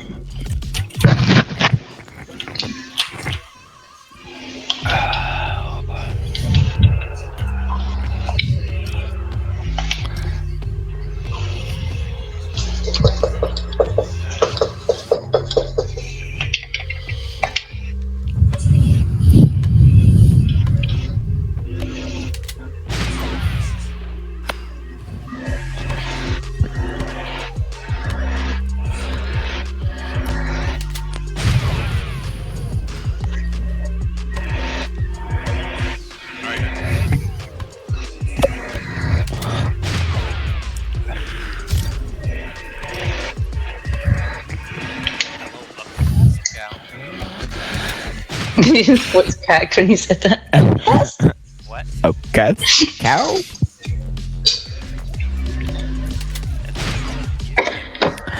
Yeah. Mm-hmm. I didn't know what to call him for short, so just said full name.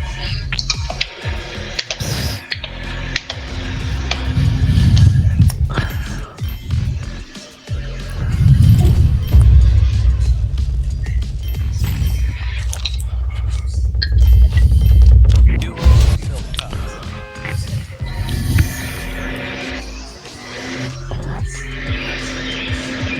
What the fills the cup of? Duos, obviously. Is that what it's called nowadays? I guess I'm just out of the spot.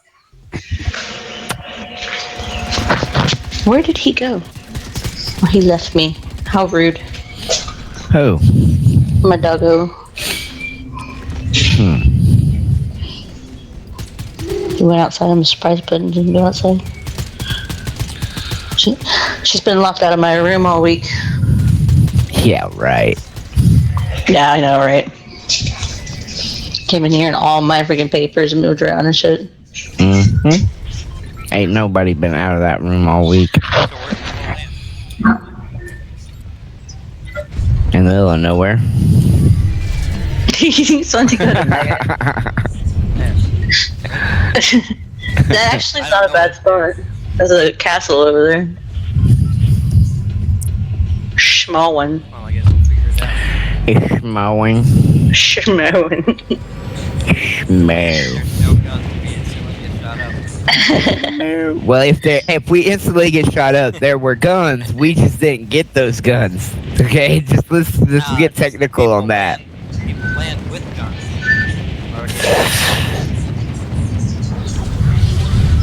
Well, not like attached, but like the whole. See? Small one.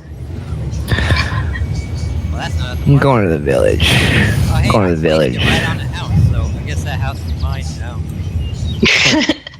He's claiming Claim that it. house.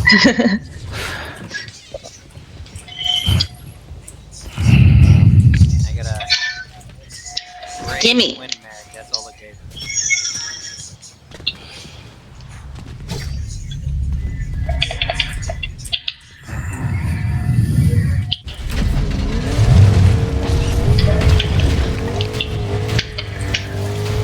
Don't be alarmed. Who's getting shot at? Might cross you. No, I said who's getting shot at.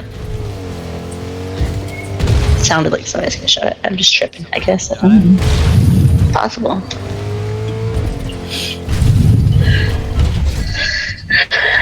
Is I tripping? Yes, I is. Oh, hey, lock off this immediately right off the bat.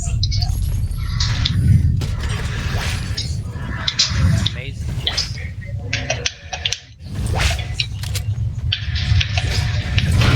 The gold pistol. So I'm Would you stop? like burning down some houses. Not like in real life. Just in game. I Sure. was gonna say, hell yeah. I'm fine with that. Wouldn't tell anybody else.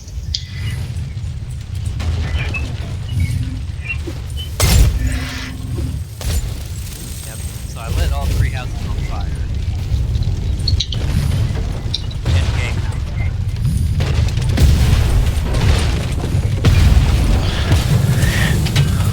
I'm guessing you have some kind of problem considering you keep saying in game. No. Specify, not like that in real life.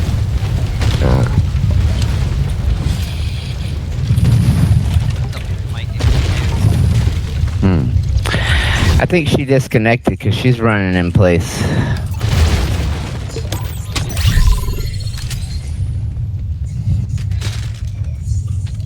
Cobra DMR.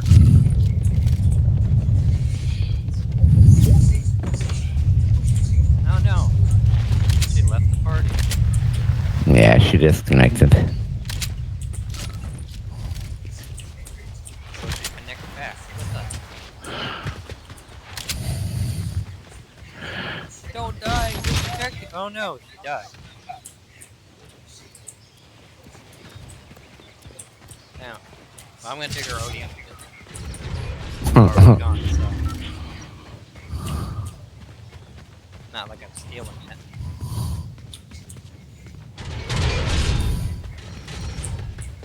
There's some more shield stuff. I mean, there's some laptops. Here. Oh, thanks.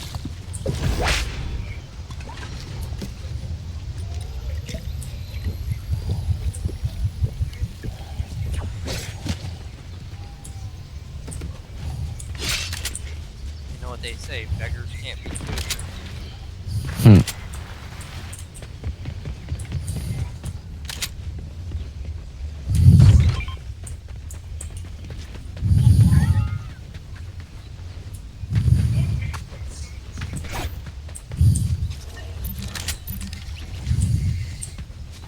Alright, so where are we going now?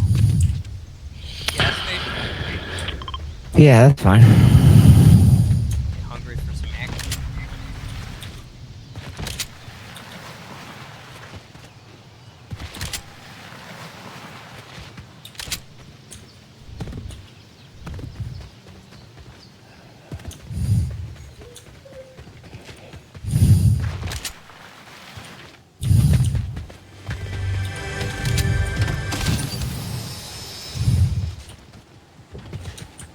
Is there action here? Don't look like it, but we'll find out. Oh, well, I'll wait till you guys get out of the way, because I was gonna blow up some gas station, you know? Go for it. Nobody's been here. Chests are still in the trailer park.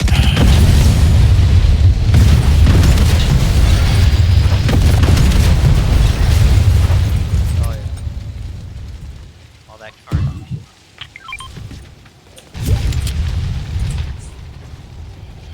Welcome back. Out. Completely kicked me out of the game. Yeah. You're out. It's the first time it's ever done to me.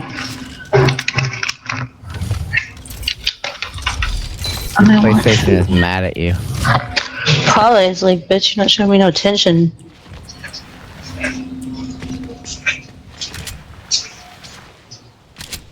See, watch, I'll leave you too.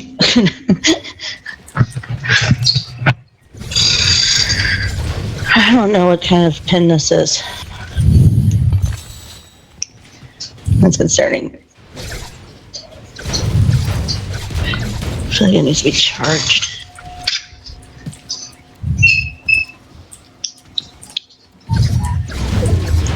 Oh, my baby's in the truck.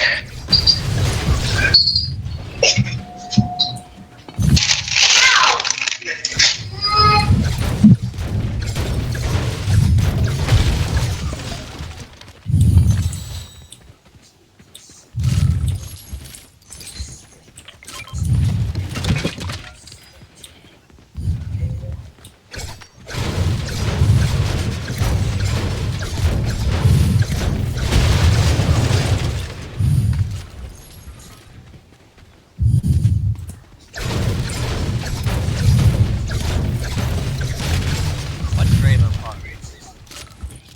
See a trailer park.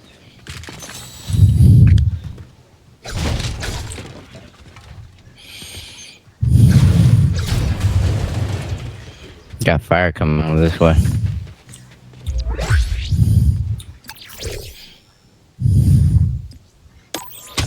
Great warrior.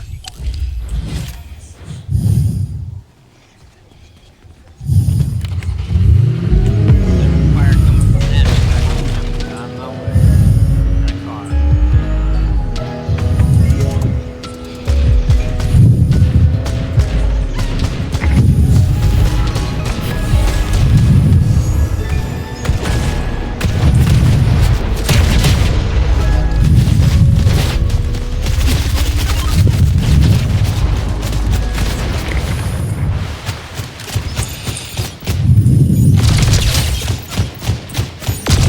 Enough playing around, bud. Where's the other people? Still out here. Kid thinks she's my doctor now. Are you allowed to vape? I said, there's nothing wrong with my lungs. Hold on, where's the other guy? Oh, they're down here.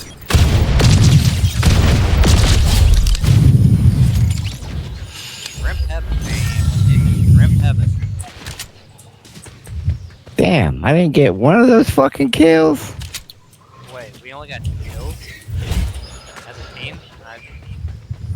That's messed up. I thought I saw you shooting a lot of them. I was, but I guess I didn't I guess the team finish them eliminated off. each other, I guess.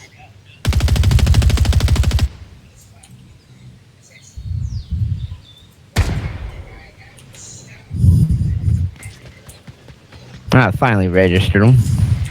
I guess it just lagged out. Yes. You are a horrible shot. That's rude. Oh, and there's his buddy. Was a horrible shot. You missed.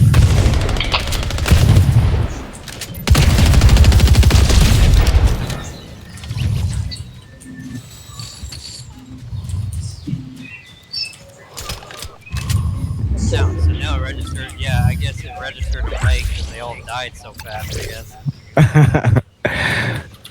Well, they were horrible shots. Seriously. Well, because it only showed that I had 2, and I Yeah. just shot that guy and I bumped up to 4. Yeah. And I only killed 1 of them. We got Hurry up and fire kill everybody. way over there. Ah, okay. Oh, I hit him. Freeze-dried fruit is disgusting.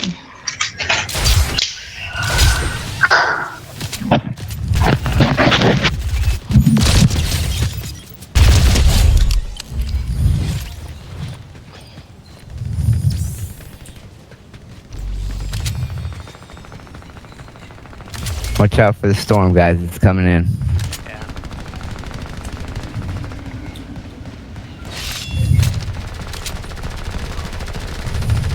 I'm here to go steal some kills. I'm coming that way, but I'm gonna try to get in the circle first. Oh, shit. I mean, so are they. They kill them before they get to the circle. All the more the merrier, you know? Aha! Here is where he is.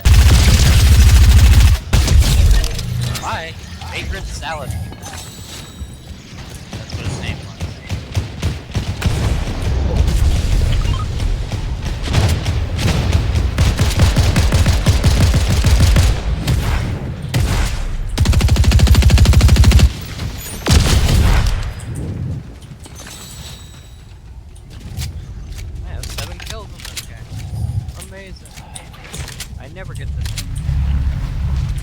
Yeah, I wonder how many assists I have. Probably a decent bit. Hey, when I see somebody else down somebody, I don't kill the body. I mean, that doesn't really matter in the long run, but... It says you eliminated them, but it gives the elimination to whoever knocked it down. Yeah, and see, as soon as they go to their knees, I switch to a new target.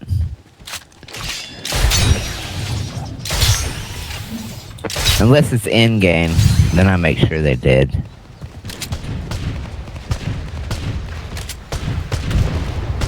Oh, hey, look, I get the place where we were before.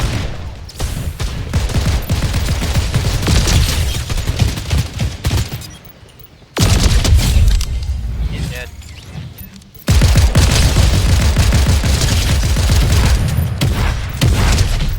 One down.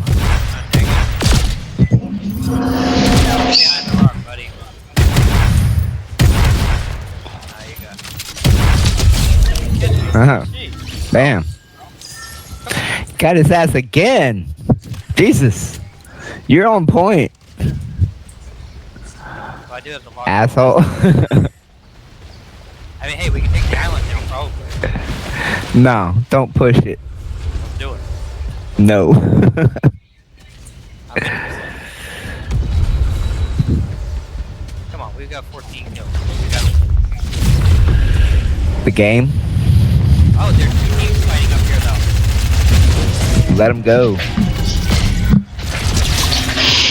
Let them be.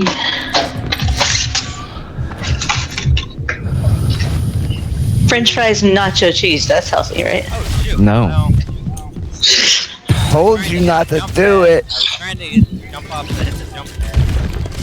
Well, you guys are up here, too, though. No, I'm not up Oh, there. wait, I'm down here. Well, I mean, when they come down, you can grab my card, I guess.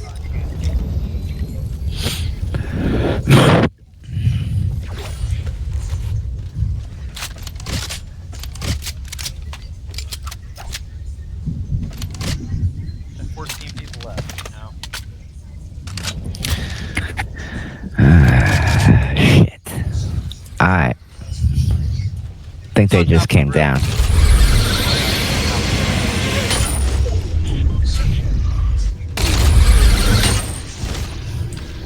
Got ya. They're still here. Fuck. Jump out the Oh back. no. That's a good idea. Right there. Jump pad. Oh, yeah.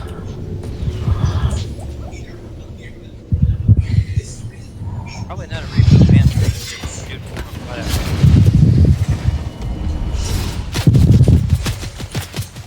Motherfucker.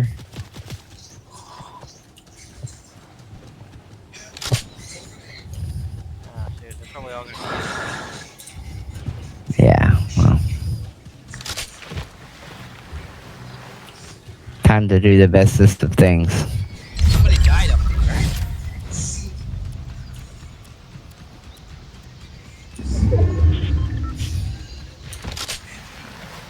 Oh, goodbye to my lock-on pistol, I guess.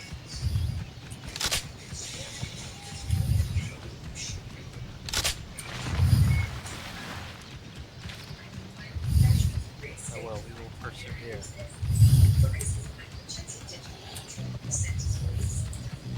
Oh wait, our other person took off. Yeah. Well, it's just you and I. Right now it's you. But...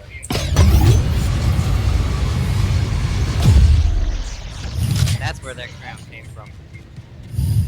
Oh, bummer. We just stay put. We still got it. We can still get a...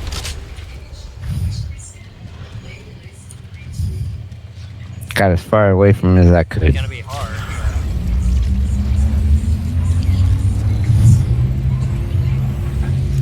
Do it.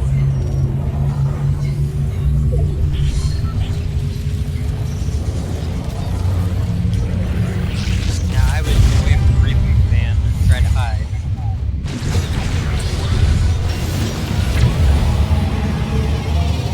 Now I'm trying to find a weapon. Doesn't look like many been here. We got people coming in though. Chug splash, heal potion.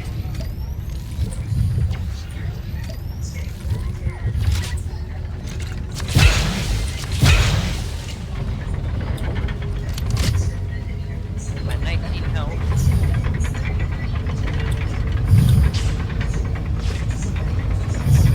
Ah, they're up there. And down here.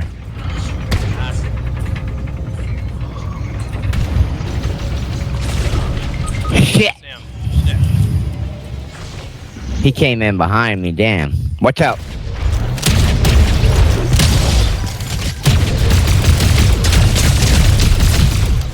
It's got that fucking... Yeah, but we were also kind of screwed with 2 people out of 4. Yeah. Hey, we got 4th. Yeah. Yeah.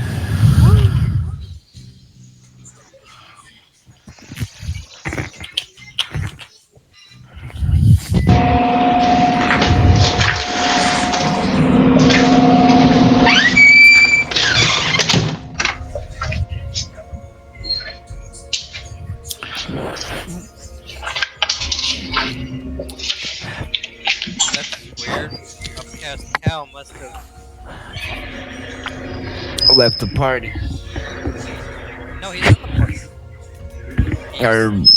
How's he still in the fucking match? He hasn't left yet. I think he went disconnected. Oh. Well, that's possible too. Well, he left the party when we were still playing. There you go.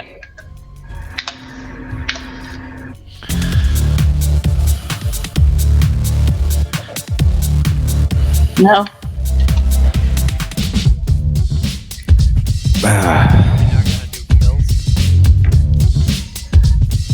Oh.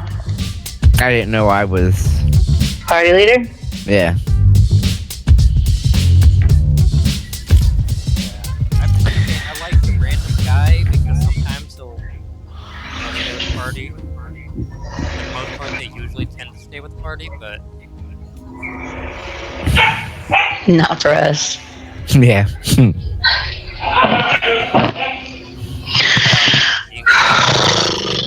things on the map. Never. Oh, Just kidding. that's why they don't stay with you then. I was joking. God. Somebody fucking kill me, please. Fucking disgusting. I'm not gonna make it. What? Freeze-dried fruit. I mean, the bananas are good, but the strawberries are fucking bitter. Those fucking dogs, I'm gonna fucking murder them. Yeah.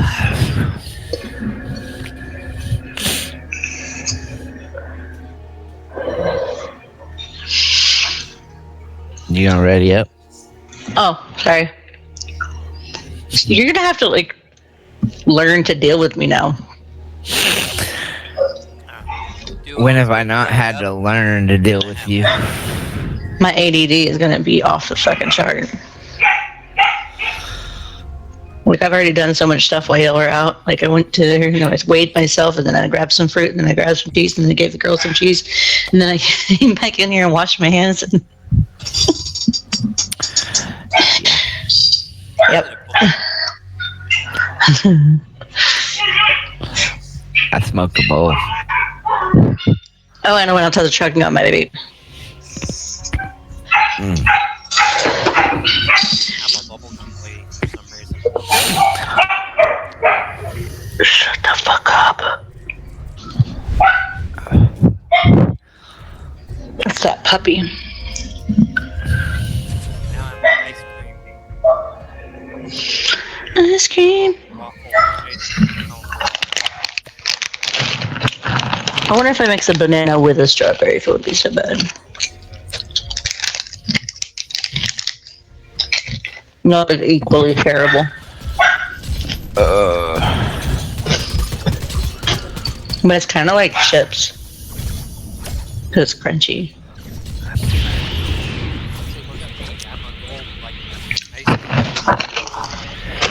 I don't know what the hell you are.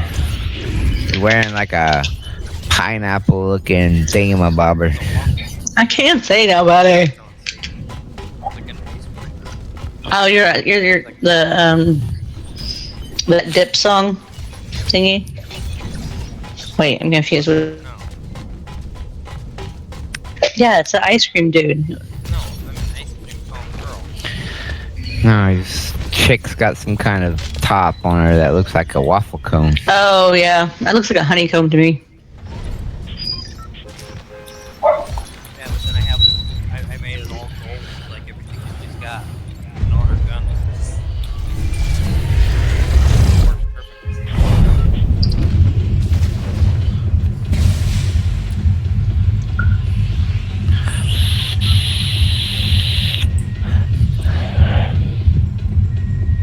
Let's do what he wants. Okay. It's not that I don't like the people landing there. It's the We gotta fact go that game it's channel. just too fucking much places You hear me? to go. Yeah. I heard you. Hello. Hello, Chris. No.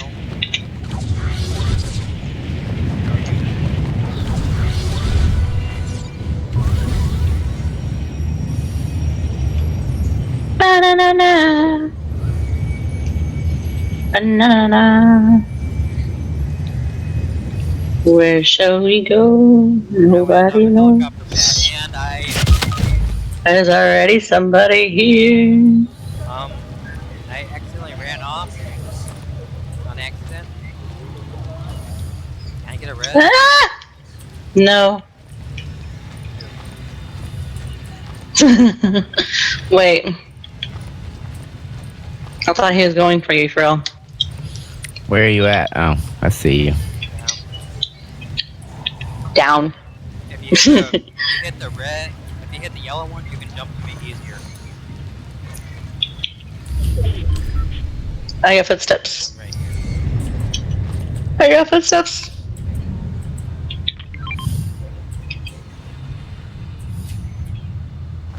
I'm getting. Oh, maybe. That didn't work. Come off. One dead. Oh, good. 6 health left. Yeah, I fell off the very top of that building.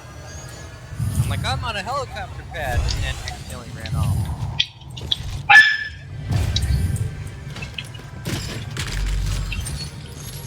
Fucking shat ass fucking weapons.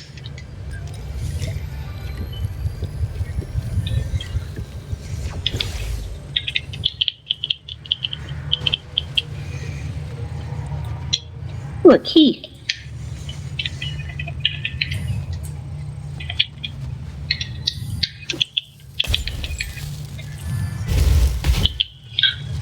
Are you setting things on fire again?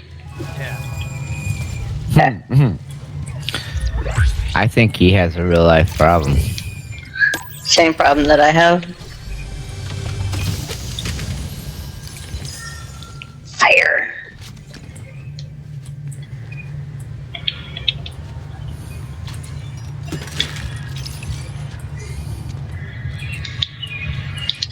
There's a lock on Stay it. beside me.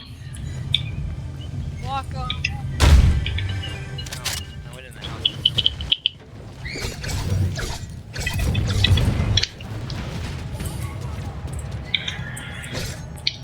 You know what? Whoa. Twat was that?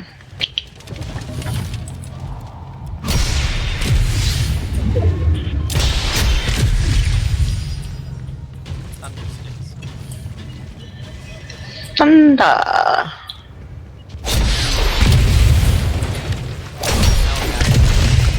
Blast and everything.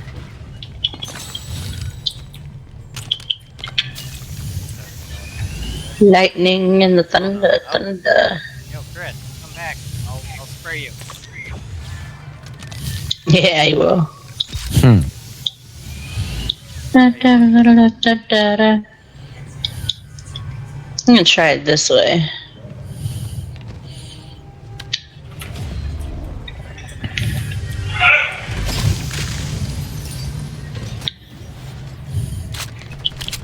Ah! Stop shooting! There's something in here. Ah! Person in here. Many of Why are you them, shooting me? I think. Another question.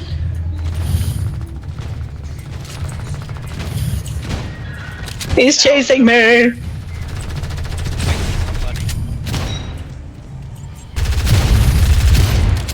Down.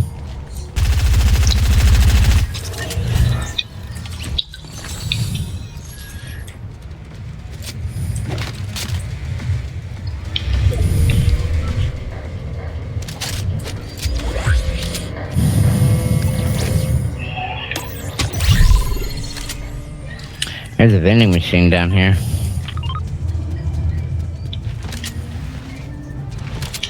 There's the bots. The bots. I'm going to shoot them.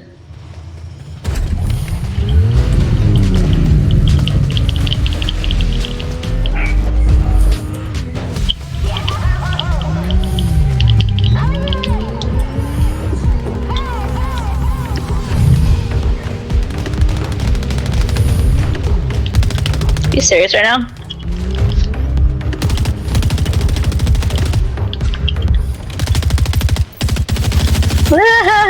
No.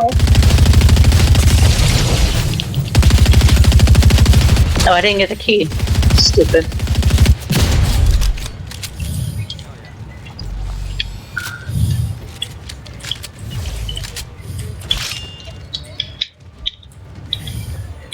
Bring.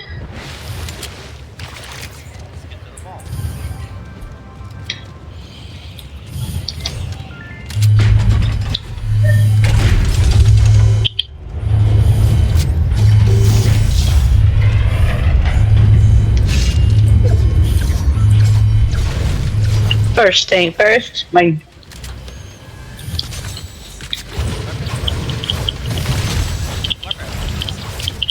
shit.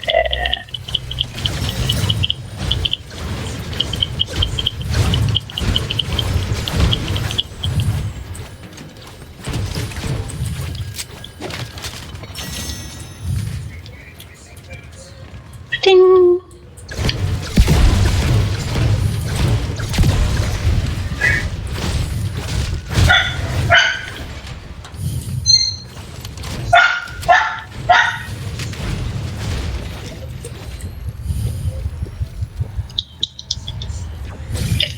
I feel like I need some meds. Something else too. That's what I need.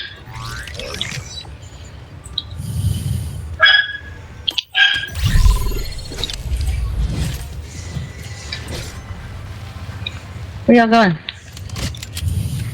One person going that way. I wanna go up there.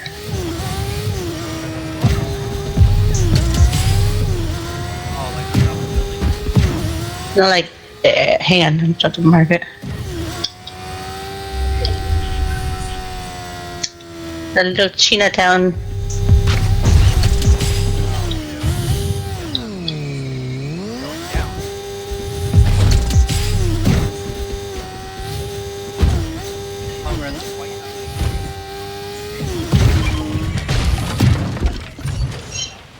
There goes Mike.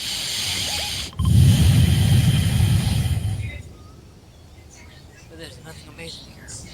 Ow. Is there people over there?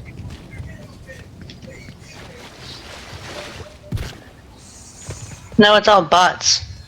I don't know what they're doing. I'm gonna go find out. Don't shoot them.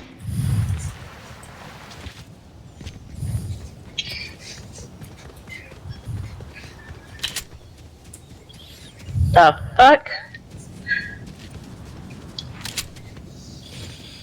Just a camp out, bro. That's weird.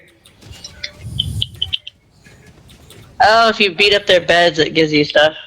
You beat their beds and get some stuff? Mm-hmm. They're homeless and you destroyed their beds. Yeah, I did. I mean, he's pretty smart. He's got a Rubik's Cube, so By attacking. be alright.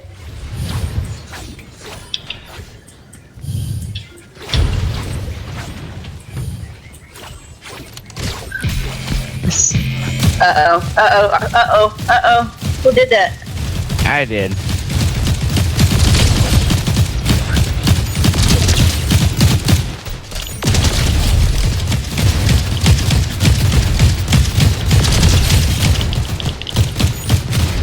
These bots are hard to kill.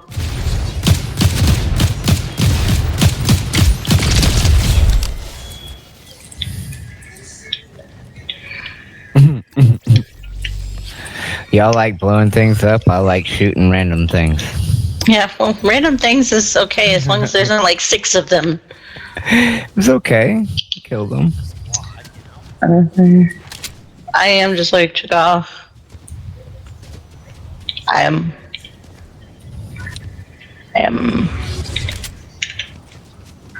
I don't know why I like saying that.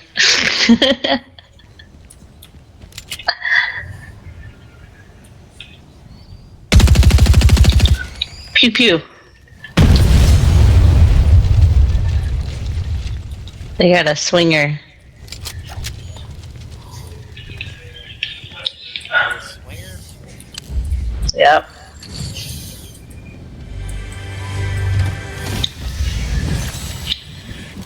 Hey, this is where we died last time. Not Great us, memory. but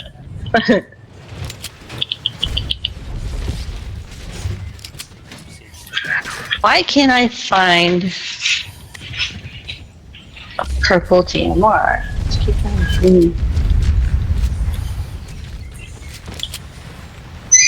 Where is he going? Lockbox, I think. I think that's what he's doing.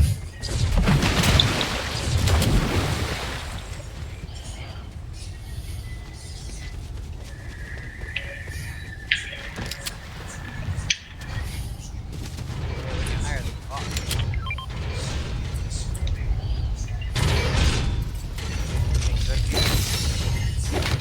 Not anymore. What is this? Is that a running gun? It's one of those heisted whatever it is. They're not that great. This is a running gun. This is a blink and sink.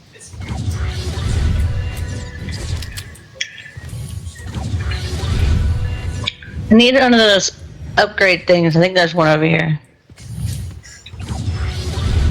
Pretty sure. Wait, shouldn't it be on the map?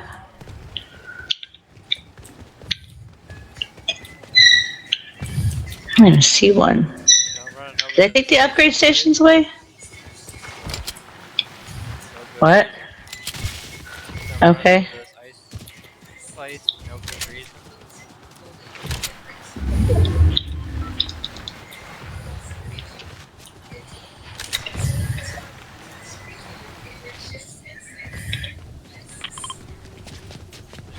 Random guy.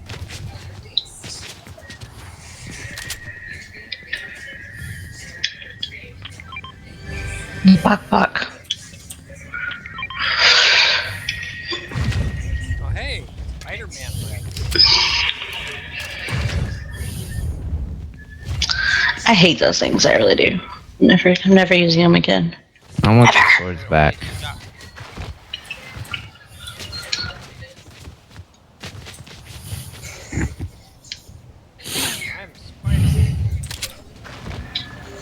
Spider. Spider bitch. Oh hey, somebody was. Oh. What the heck? Come on now. What? Pelican. Oh, stop doing that. I didn't even run off the edge, and the wind picked me up and then just dropped me. But it didn't like actually like pick me up. It picked me up, but didn't.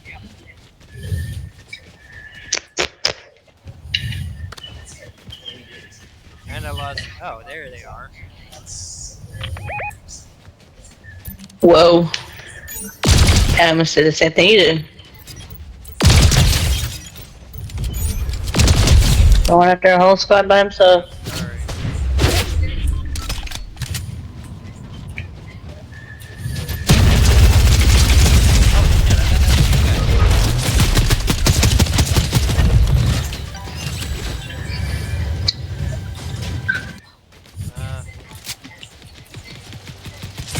I'm fucking screwed. It's fucking the damn gold skin. Ah. It hits me every time.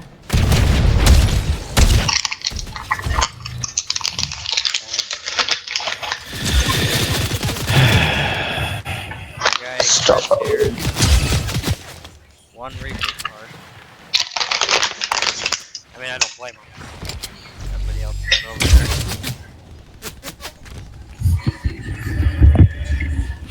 Come on, Chris, remember your slurp.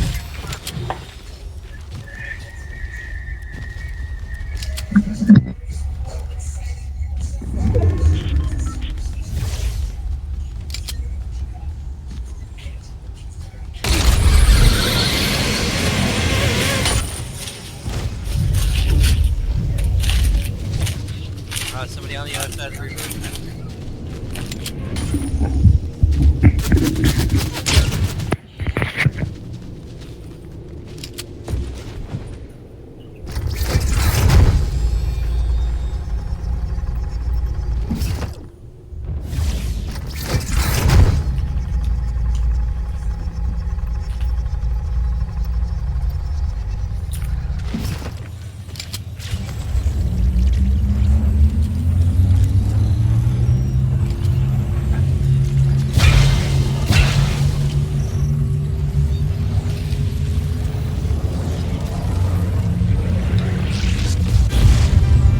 Alright, so I'll try to get your cards.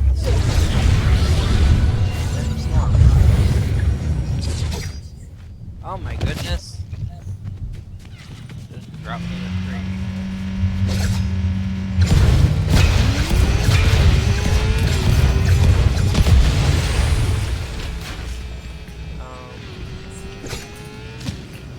Okay, I need to go find you.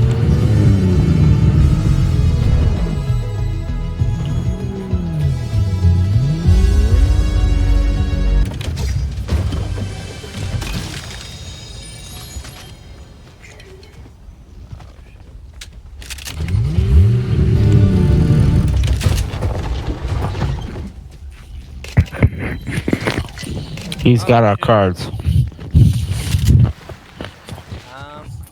on. Can this reboot truck be used again? It can. But No, I don't see oh one. no. Ah.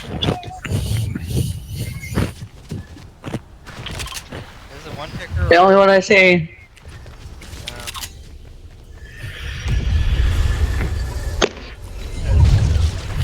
It's about to be in the storm.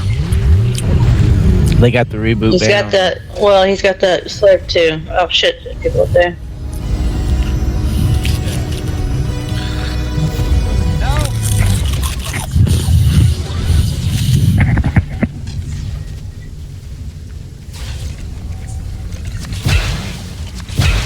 Yeah, it's 2 tick.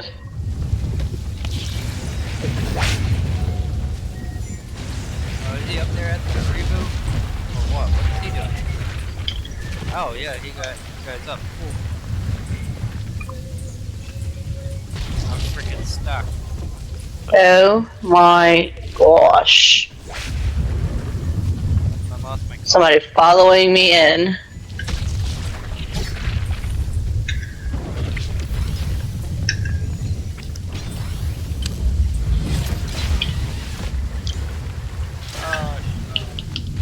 Not gonna make it.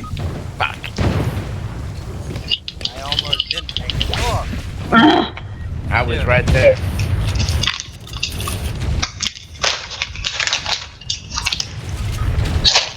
shit. You're like right up there in the open. Uh-huh. Oh no.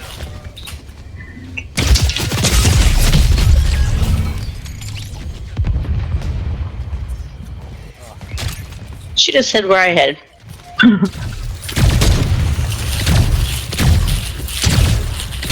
Save a team, return to lobby, what's up? I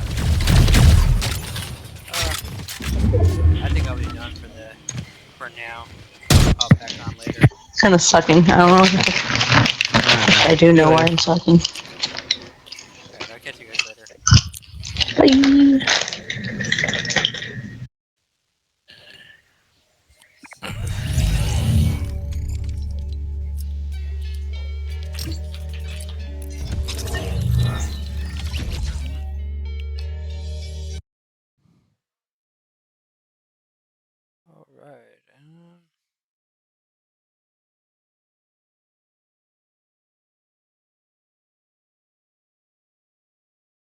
That concludes it for the day. I don't know how to raid though.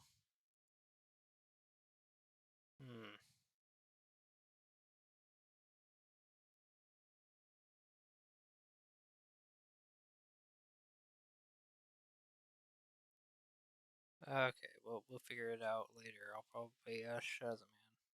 Till then, everybody, good day.